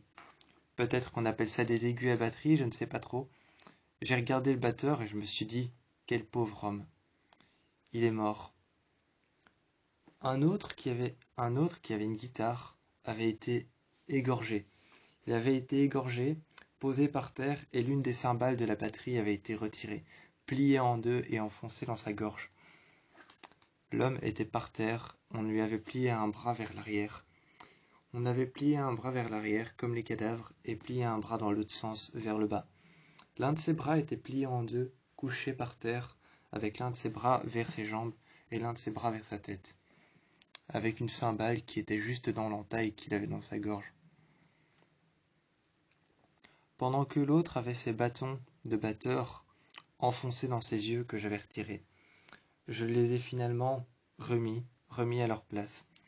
On est parti très vite quand j'ai vu que tout au fond, quelqu'un s'est mis à ramper sur les cadavres. Tout au fond, une femme, couverte de sang, le visage couvert de sang, les dents qui lui avaient été arrachées par une petite tenaille. Un homme tenait une petite tenaille de là où elle s'était réveillée et avait une dent en main. Elle avait toutes ses dents en bouche, mais toutes ses dents avaient été arrachées.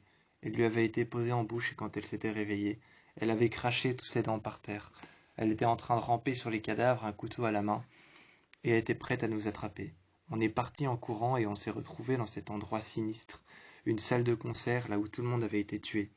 Un batteur avec ses bâtons pour battre la batterie qui lui avait été enfoncée dans les yeux, un guitariste qui avait été tué avec une cymbale qu'on avait posée juste dans l'ouverture de sa gorge, et le chanteur qu'on avait égorgé avec son propre micro.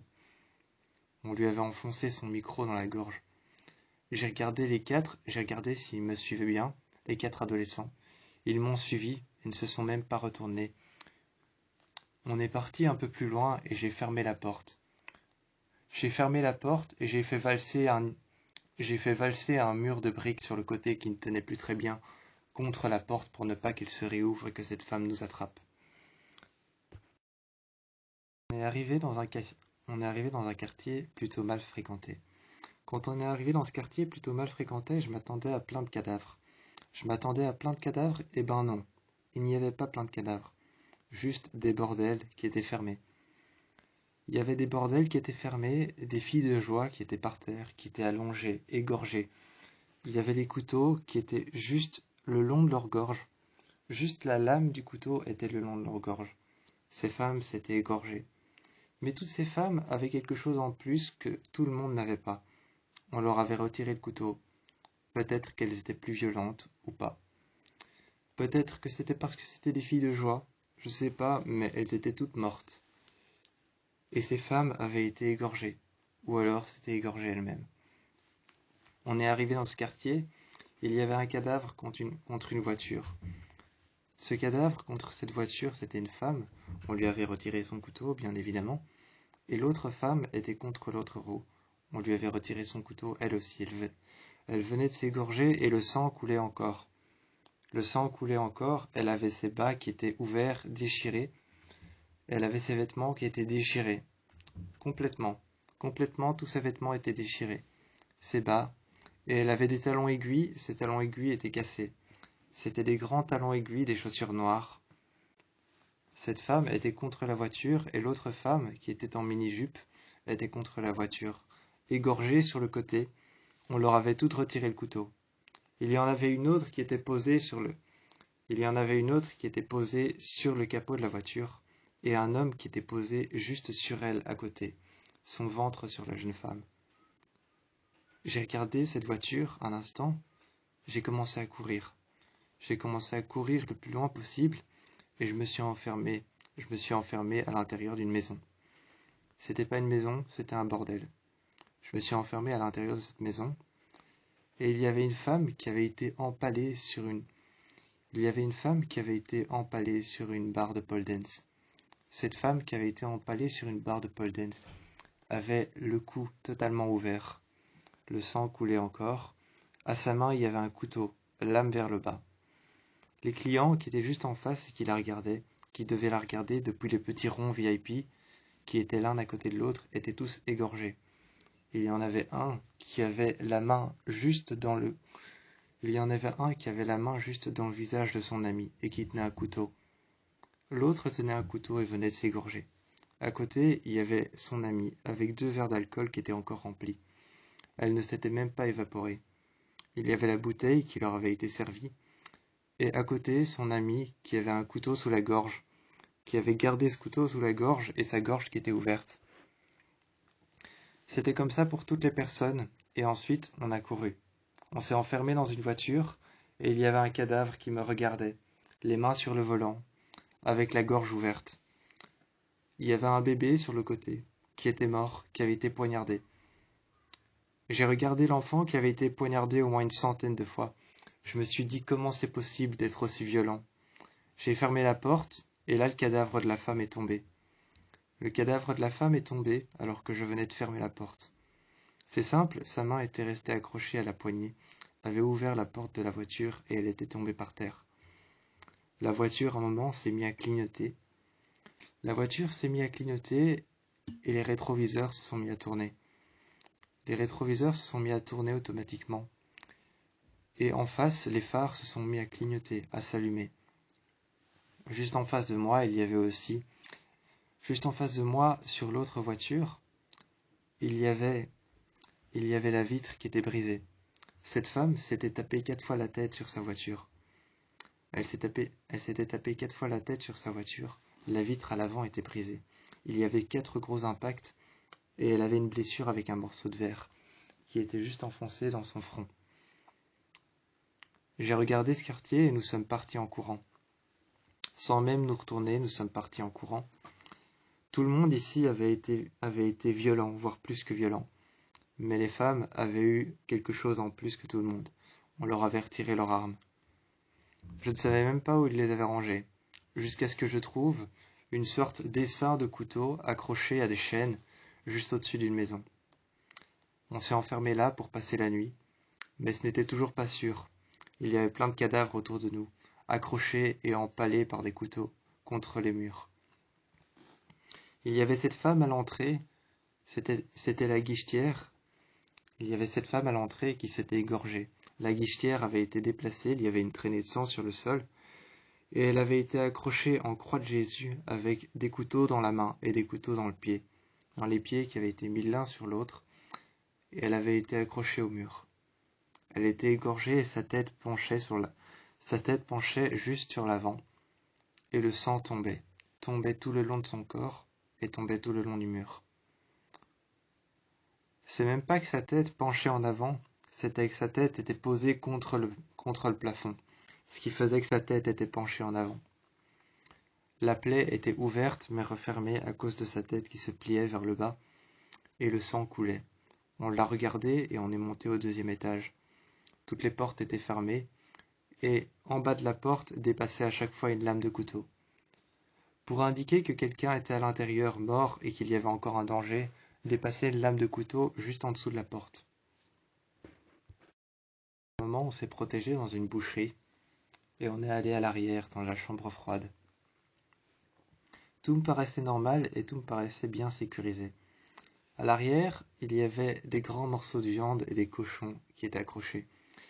Il y avait des cochons qui avaient été écharpés, qui avaient été coupés en deux, qui étaient accrochés. Des gros morceaux de cochons.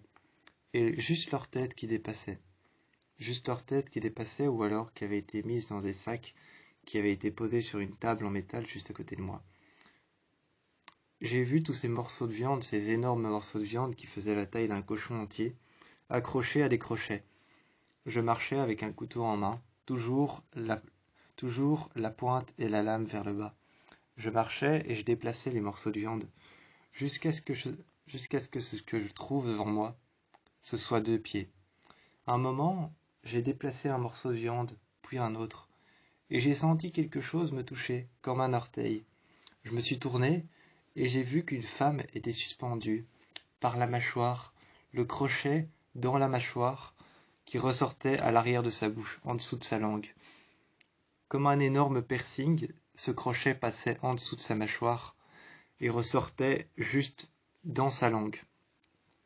Le crochet ressortait en dessous de sa langue, comme un énorme piercing, et l'accrochait par la mâchoire. La tête vers le haut, cette femme me regardait encore, elle était encore vivante. À ce point-là, je me disais, elle était encore vivante. Ses pieds pendaient vers le bas. J'ai regardé cette femme, impossible de la sauver. Impossible de la sauver, elle s'était déjà égorgée elle-même. Qui l'avait accrochée là? Et j'ai continué à avancer. J'ai vu des hommes et des femmes accrochés, jusqu'à ce que je voie un homme qui s'était égorgé lui-même et qui était contre le mur. Il était contre le mur et s'était égorgé lui-même. Cet homme s'était infligé ça. Je me disais que c'était peut-être lui. Et puis au-dessus, il y avait 3 enfants. 3 enfants qui avaient été accrochés complètement nus à des crochets pour mettre de la viande. Je me disais qu'ils pouvaient être bien tarés pour pouvoir faire ça. Même si on était dans une hystérie collective, une folie collective, je me disais qui pouvait être aussi taré pour pouvoir faire ça, pour pouvoir avoir fait ça. J'ai essayé de décrocher les enfants car eux n'étaient accrochés que par un endroit, le dos. Je me suis dit qu'ils n'allaient peut-être plus pouvoir marcher, ou peut-être plus pouvoir bouger d'un seul côté, ou peut-être juste d'en bas ou d'en haut. Je les ai regardés, je les ai décrochés. Je les ai posés contre le mur et ils m'ont regardé. Mais aucun d'eux ne savait lever les bras. C'est bien ce que je pensais. Aucun d'eux ne savait lever les bras. Aucun d'eux ne savait bouger les jambes. Je me suis mis en face de l'un des enfants et j'ai dit « Est-ce que tu peux bouger les jambes ?» J'ai manipulé sa jambe, mais l'enfant n'arrêtait pas de me regarder et de me dire qu'il ne sentait rien. Mais ces mots étaient incompréhensibles car il avait du sang dans la bouche. Il avait du sang dans la bouche, ces mots étaient incompréhensibles.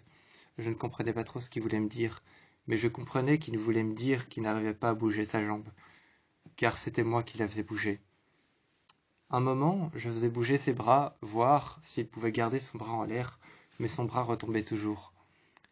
Finalement, les 3 enfants se sont éteints devant moi. On est sorti de là. On est sorti de là et on a trouvé un cadavre dans la rue. Un cadavre échoué contre une voiture. En dessous du cadavre, il y avait plein de marques de couteaux. J'ai déplacé le cadavre, il est tombé sur le côté, et en dessous de la voiture, en dessous du pneu avant droit, là où il y avait le côté conducteur, il y avait le cadavre d'une femme. Ses côtes étaient complètement cassées, et la moitié de ses côtes, la moitié des os de ses côtes étaient complètement brisées, et avait percé la peau pour pouvoir ressortir à l'extérieur. Elle s'était égorgée elle-même et s'était infligé ça elle-même. Elle s'était couchée en face de la voiture, attendant que quelqu'un prenne la fuite pour pouvoir casser ses côtes. Cette personne qui avait pris la fuite s'était finalement tapé la tête contre le volant plein de fois.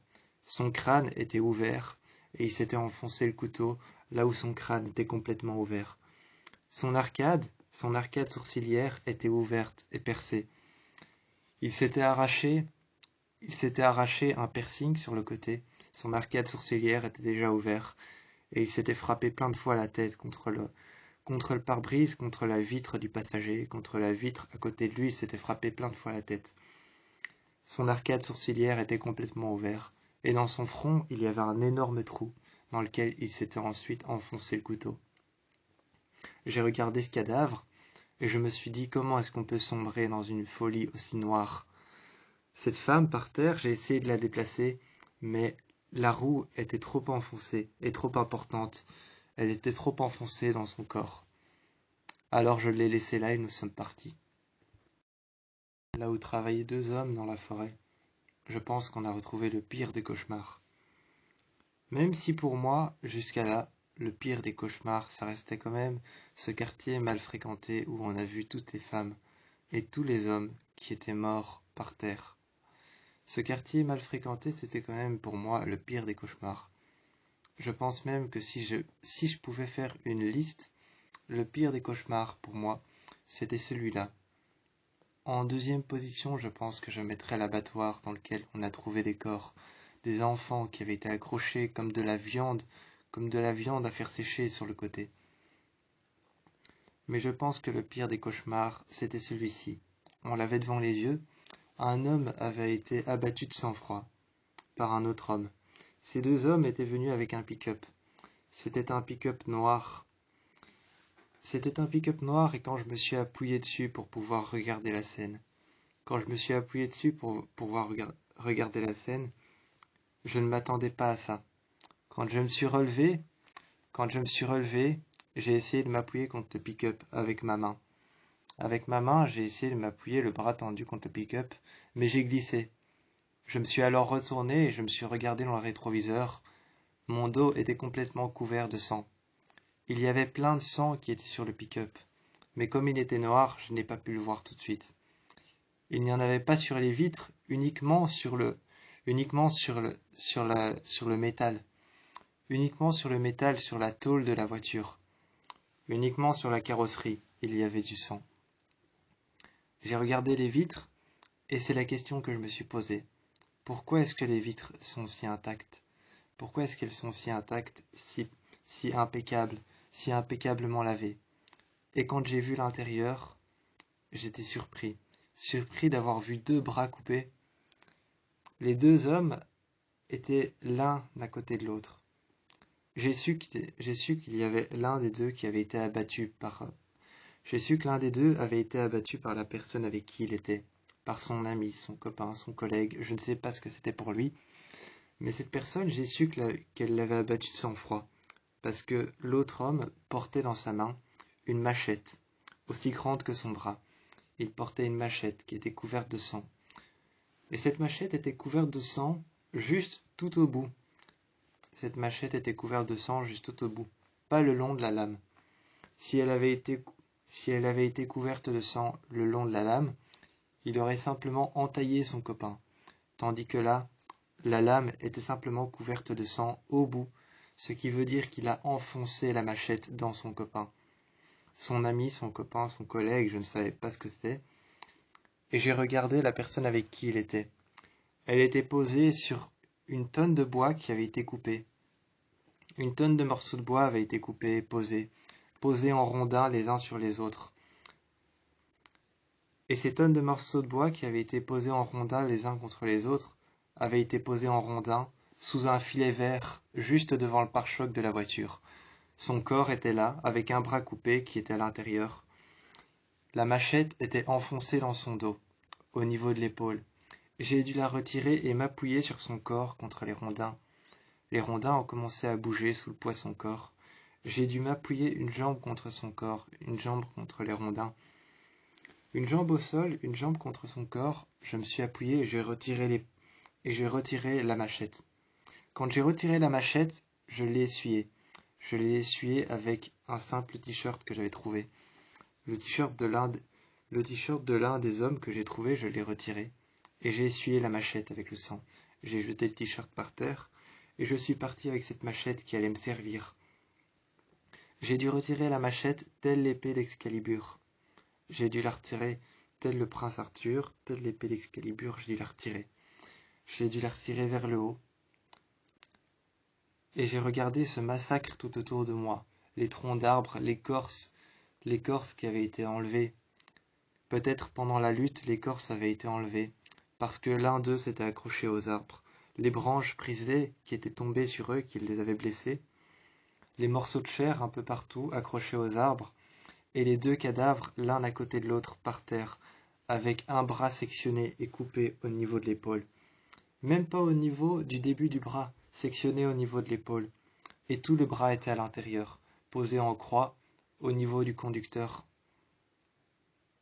J'ai regardé alors à l'intérieur, je me suis dit qu'on pouvait peut-être se servir. Je me suis dit qu'on pouvait peut-être se servir du pick-up, mais le temps de le nettoyer, ça aurait mis trop longtemps et la nuit se serait couchée. Et je n'avais pas envie de rester là pendant la nuit. De toute façon, j'avais été voir à l'arrière et il me paraissait vide. Il me paraissait vide, j'ai essayé de le faire démarrer, mais j'avais été voir à l'arrière. Il n'y avait plus de carburant, seulement des morceaux de chair un peu partout, du sang sur les phares à l'arrière, les phares rouges, et tous ces corps qui étaient allongés par terre, ces deux hommes qui étaient allongés par terre.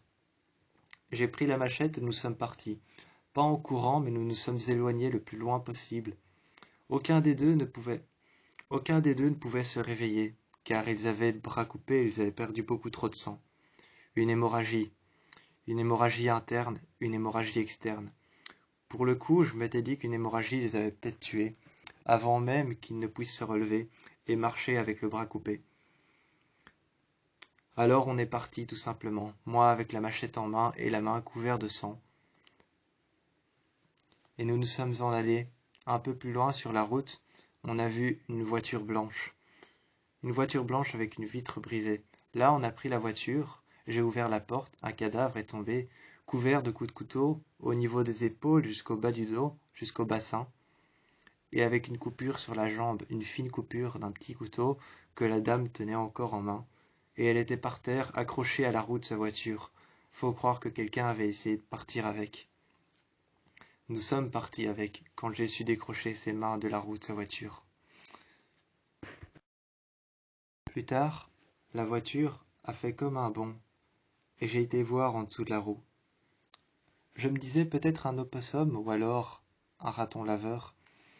Je me disais un opossum, un raton laveur ou alors peut-être un renard, ou encore, que sais-je, peut-être un loup, peut-être même un chien, ou voire peut-être un chat. Mais j'étais en train de me dire, un chat c'était trop petit. C'était trop petit pour que la voiture puisse autant rebondir. Et j'ai été voir, ce n'était ni un loup, ni un chien, ni un opossum, ni un raton laveur. J'ai été voir, c'était une centaine de petits enfants d'une dizaine d'années, égorgés par terre, mis les uns contre les autres contre un arbre. Le moniteur était suspendu. Le moniteur était suspendu avec une branche qui transperçait son torse, accroché à un arbre, un couteau à la main et venait de s'égorger. Qui l'avait accroché là-haut? Qui avait mis cet homme là-haut et qui l'avait empalé sur cette branche? Cette branche qui était pointue comme si elle avait été taillée pour pouvoir ressembler à un couteau. Comme si elle avait été taillée pour pouvoir ressembler à une pointe. Cet homme était empalé sur cette branche. Qui l'avait mis là? Qui l'avait accroché là? Qui avait soulevé son cadavre? Un cadavre ne se soulève pas tout seul. J'ai regardé tous ces enfants qui étaient morts. L'un des enfants était la tête vers le bas, contre l'un de ses compagnons de groupe. Son autre compagnon de groupe était la tête vers le bas, à côté de lui, et un autre compagnon de groupe, un autre scout, un jeune scout, était à côté de lui, la tête vers le bas. 4 scouts étaient comme ça, l'un contre l'autre, avec la tête vers le bas. Quand je les ai écartés pour voir ce qu'ils regardaient en groupe comme ça, il y avait juste plein de couteaux. Chaque enfant tenait un couteau en main. Chaque enfant avait un couteau en main. Le moniteur qui était juste au-dessus venait de s'égorger et était tombé par terre. Il y avait une mare de sang qui dépassait de l'un des enfants. Quand j'ai fait tomber l'un des enfants sur le côté, il était couvert de coups de poignard, couvert de coups de couteau, mais de sa gorge s'échappait du sang, et du sang encore et encore. Il y avait encore du sang et encore du sang qui coulait. À un moment, j'ai essayé d'éponger le sang avec ce que j'avais trouvé, la veste d'une passante qui avait été poignardée une centaine de fois. Cette passante avait été poignardée une centaine de fois à tel point que ça avait fini par faire un creux au milieu de son ventre. Elle avait été poignardée toujours au même endroit. J'ai retiré son vêtement, j'ai retiré son manteau qu'elle avait sur elle, un manteau en fourrure. Je me suis dit que ça allait absorber tout le sang. J'ai épongé et continué à éponger. C'est comme si le sang ne s'arrêtait jamais de couler. J'ai regardé tous les enfants qui étaient égorgés les uns après les autres et posés par terre comme du gibier.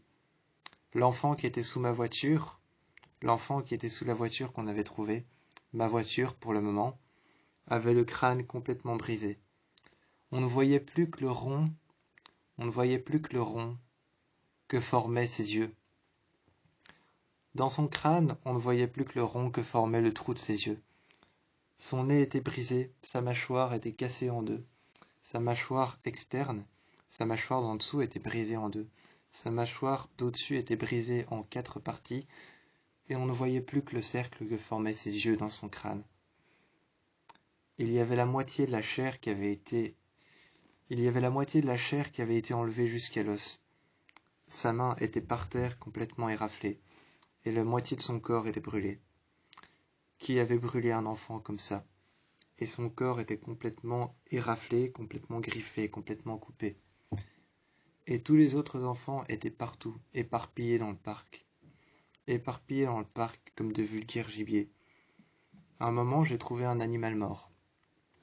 Mais c'était pas un animal qu'on a l'habitude de voir dans un parc. C'était un énorme taureau. Un énorme taureau au pelage brun et très très beau. Il était allongé par terre et il était ouvert en deux. Il était ouvert en deux contre un arbre. Ses cornes lui avaient été enlevées. Et à l'intérieur, il y avait 2-3 enfants qui avaient été posés dans son ventre. Je les ai retirés, ils étaient couverts de sang. Ils n'étaient plus vivants, ils s'étaient sûrement étouffés. Un manque d'oxygène, ils s'étaient sûrement étouffés. J'ai retiré les enfants. Et j'ai pris mon couteau à mon tour, et je les ai poignardés. Pas pour pouvoir les tuer par violence ou par méchanceté. Pas pour pouvoir les tuer par violence, par excès de violence, ou alors simplement par folie meurtrière, mais pour abréger leur souffrance, si jamais il y en avait un qui se réveillait de douleur. La douleur peut parfois tuer, mais peut parfois réveiller. Alors pour abréger leur souffrance, pour qu'ils ne se réveillent pas, je les ai poignardés une centaine de fois, une dizaine de fois, dans le torse, et encore une dizaine de fois, jusqu'à ce que je trouve la même marque sur leur ventre. Je les ai poignardés et poignardés. La même marque qu'il y avait sur cette passante. On l'avait tellement poignardé au même endroit que c'était plus qu'un trou de coupure qui avait été formé sur son ventre. J'y ai fait la même chose sur les enfants. Et ensuite je les ai rangés à l'intérieur du taureau, et j'ai refermé la peau sur eux. Nous sommes partis ensuite, et on a pris la voiture, et nous nous sommes échappés le plus loin possible de cet enfer. On est allé dans un bar pour pouvoir se reposer, et là toutes les personnes qui avaient joué aux fléchettes étaient mortes. Uniquement les personnes qui avaient joué aux fléchettes étaient mortes. Et bizarrement, elles étaient mortes à cause des fléchettes. À cause du jeu des fléchettes, elles étaient mortes. Il y avait un homme dont les yeux avaient été percés par les fléchettes et dont son visage avait été accroché contre la cible. Son visage était accroché contre la cible et ses mains étaient accrochées l'une à côté de l'autre. On avait posé sa main gauche sur le côté gauche et sa main droite au-dessus de la main gauche du côté gauche aussi. On avait enfoncé 2 couteaux dans la paume de ses mains. Pourquoi on l'avait accroché comme ça, je ne sais pas. À l'intérieur de sa bouche, quelqu'un avait planté un couteau de cuisine. Les portes de la cuisine étaient ouvertes, et il y avait une femme accrochée à la porte de la cuisine avec un couteau qui essayait encore de poignarder quelqu'un. Je voyais que sa main bougeait et tremblait un peu, comme si elle essayait encore de poignarder cette personne qui tentait de courir. Elle avait une coupure tout le long de son pied, elle avait une coupure. C'était une autre femme. C'était une autre femme accrochée au sol par terre. Ses ongles étaient retirés. Ses ongles étaient cassés et s'étaient retirés de ses mains. Ses ongles cassés s'étaient retirés de ses mains à force de gratter sur le sol. Et à force de gratter sur le sol, il y avait des marques. 5 marques d'ongles qui avaient gratté sur le sol. 5 lignes juste à l'endroit où elle avait gratté, encore gratté comme un animal, tellement fort que ses ongles avaient disparu. Ce n'est pas qu'ils étaient brisés ou qu'ils s'étaient cassés, ou alors qu'ils s'étaient enlevés parce qu'ils grattaient le sol, c'est qu'ils avaient disparu, qu'ils étaient partis. Ils étaient partis comme à la lime à force de gratter sur le sol. Le sol, c'était un sol en béton coulé, en béton lissé. Donc à force de gratter et de gratter et de gratter dans le béton, ses ongles étaient partis comme à la lime, et il n'y avait plus rien au bout de ses mains, plus rien du tout. Y compris du sang qu'il y avait au bout de ses mains. Cette femme s'était fait couper juste l'arrière des jambes. Complètement l'arrière des jambes, complètement l'arrière des pieds, elle se l'était fait couper. Cette femme à terre, à côté d'elle, qui avait un couteau en main, je le lui ai retiré. J'ai dû abréger ses souffrances et enfoncer le couteau dans son visage très profondément, pour qu'elle arrête de parler. À un moment, elle est tombée sur le côté et une mare de sang est arrivée à mes pieds. Une mare de sang est arrivée à mes pieds. J'ai regardé en main ce qu'elle portait, un morceau de papier. J'ai regardé ce morceau de papier, et ce morceau de papier, c'était l'adresse d'un hôpital psychiatrique. C'était l'adresse d'un hôpital psychiatrique, cette femme devait se rendre là-bas, peut-être pour visiter, en tant que visiteur, pour visiter quelqu'un, pour rendre visite à quelqu'un. J'ai regardé l'adresse de ce papier, et là, j'ai eu tilt. J'ai eu un tilt. Quelque chose m'est venu à l'idée. Peut-être que tout partait d'un hôpital psychiatrique, que tout partait d'expériences menées dans un hôpital psychiatrique, des expériences complètement barbares. Alors j'ai pris ce morceau de papier et je me suis assis à la table. Les 4 jeunes qui étaient avec moi m'ont regardé, se sont assis à la table aussi et m'ont demandé ce qu'il y a. J'ai pris le morceau de papier et j'ai dit « Regardez ». Ils ont regardé un hôpital psychiatrique. Je leur ai dit alors que c'était peut-être que de là partait. Je lui ai dit aux jeunes qui étaient en face de moi, et je lui ai dit à elle qui était à côté de moi. J'ai dit aux 4 jeunes que c'était peut-être de là que partait la clé. C'était peut-être de là que partait cette folie meurtrière. Cette folie meurtrière partait peut-être de là. On est ensuite parti. Et l'homme qui était accroché au mur, j'ai enlevé juste le premier couteau et le deuxième couteau qui accrochait ses 2 mains au mur. Quand j'ai enlevé les 2 couteaux et que je les ai retirés et que je les ai remis dans mon sac, j'ai entendu ses côtes se gonfler. J'ai senti ses côtes se gonfler, mais qui étaient brisées. Ses côtes étaient brisées et se sont gonflées. Il m'a regardé à respirer. Je l'ai vu essayer de me parler, essayer de me dire quelque chose. Mais sa mâchoire était trop encombrée par le sang. Sa mâchoire était trop encombrée par le sang, il a essayé de me parler, de me dire quelque chose. Quand il a essayé de se sauver, il s'est effondré à terre, et finalement il est tombé. Il est tombé sur un couteau qui était contre le mur. Il y avait une sorte de petite marche, et un couteau avait été posé lame vers le haut contre cette petite marche. Il s'est retenu par terre et s'est enfoncé la main dans le couteau. Il l'a retiré, a finalement rampé vers moi, il m'a supplié de l'achever. J'ai pris mon couteau et je l'ai regardé. D'un coup sec, j'ai enfoncé mon couteau dans sa gorge. D'un coup sec, j'ai tiré mon couteau dans sa gorge. J'ai retiré mon couteau. Puis d'un coup sec encore une fois, de derrière, J'ai coupé d'un coup sec, et j'ai fait une entaille énorme dans son cou. J'ai fait une entaille énorme dans son cou, une autre entaille énorme dans sa nuque. Je me suis mis accroupi. Il m'avait supplié d'en finir avec lui, d'en finir pour de bon. Là, je l'ai entendu bafouiller des mots. Encore une fois, sa bouche était encombrée par le sang. J'ai pris sa tête et je l'ai cassée. J'ai cassé sa tête, j'ai brisé sa tête en la faisant tourner vers moi. Et tout était fini. Les personnes qu'il y avait dans ce bar avaient succombé à la folie et s'étaient tous donné la mort. Même le barman effondré sur le bar avec un verre rempli de sang, dans lequel se vidait sa salive et le sang qui passait par sa bouche. J'ai pensé au début que c'était un verre de vin, mais c'était un verre de sang. C'était un verre de sang dans lequel se vidait sa salive et dans lequel se vidait son sang. Nous sommes allés à l'asile psychiatrique. Nous sommes allés à l'hôpital psychiatrique, un asile dans lequel il faisait des expériences pour pouvoir récupérer la folie et lui donner une forme solide. Ils essayaient de donner une forme à la folie, ils essayaient de donner une sorte de forme solide qui ne ressemble pas à un humain, mais pas non plus à un animal, qui doit juste ressembler à quelque chose de solide. Ils avaient réussi à donner une apparence à la folie, l'apparence de quelque chose de noir,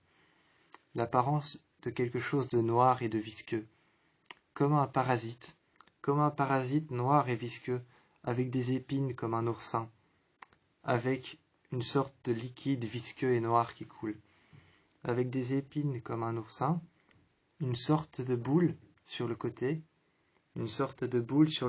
sur lesquelles il y avait plein de pics, et une sorte de liquide noir. C'était bizarre, ces pics s'agitaient dans tous les sens, ces petits morceaux s'agitaient dans tous les sens. Ces petits morceaux de pics s'agitaient dans tous les sens et bougeaient. Ils rentraient et sortaient, ou alors bougeaient de gauche à droite. C'était vivant, ça bougeait, et tout ce liquide noir qui sortait par une sorte de bouche dans laquelle il y avait plein de dents en rond, chaque fois en cercle. Et cette petite bouche dans laquelle il y avait plein de dents en cercle, il y avait une mâchoire, une deuxième mâchoire et une troisième mâchoire. J'ai regardé cette chose qui était vivante avec 3 mâchoires, avec une centaine ou 1000 dents, et je l'ai écrasé. Je l'ai écrasé sous ma chaussure, mais j'ai senti qu'il m'a coupé le pied et qu'il avait transpercé la semelle de ma basket. Je me suis assis par terre et j'avais compris d'où était venu le problème. Ils avaient essayé de capturer la folie et d'en faire quelque chose d'animal, d'en faire quelque chose de vivant et de solide. Mais elle s'était sûrement échappée et avait repris son apparence originale, c'est-à-dire la folie pure. Une folie qui n'est ni animale, qui n'est ni solide et qui n'a pas d'apparence. Elle s'était égarée dans le monde, et avait créé cette folie meurtrière, où tout le monde avait fini par se donner la mort, ou par tuer les personnes, leurs proches, les personnes qu'ils aiment. Nous sommes sortis de là avec des réponses dans un monde abandonné qui s'était finalement donné la mort au couteau.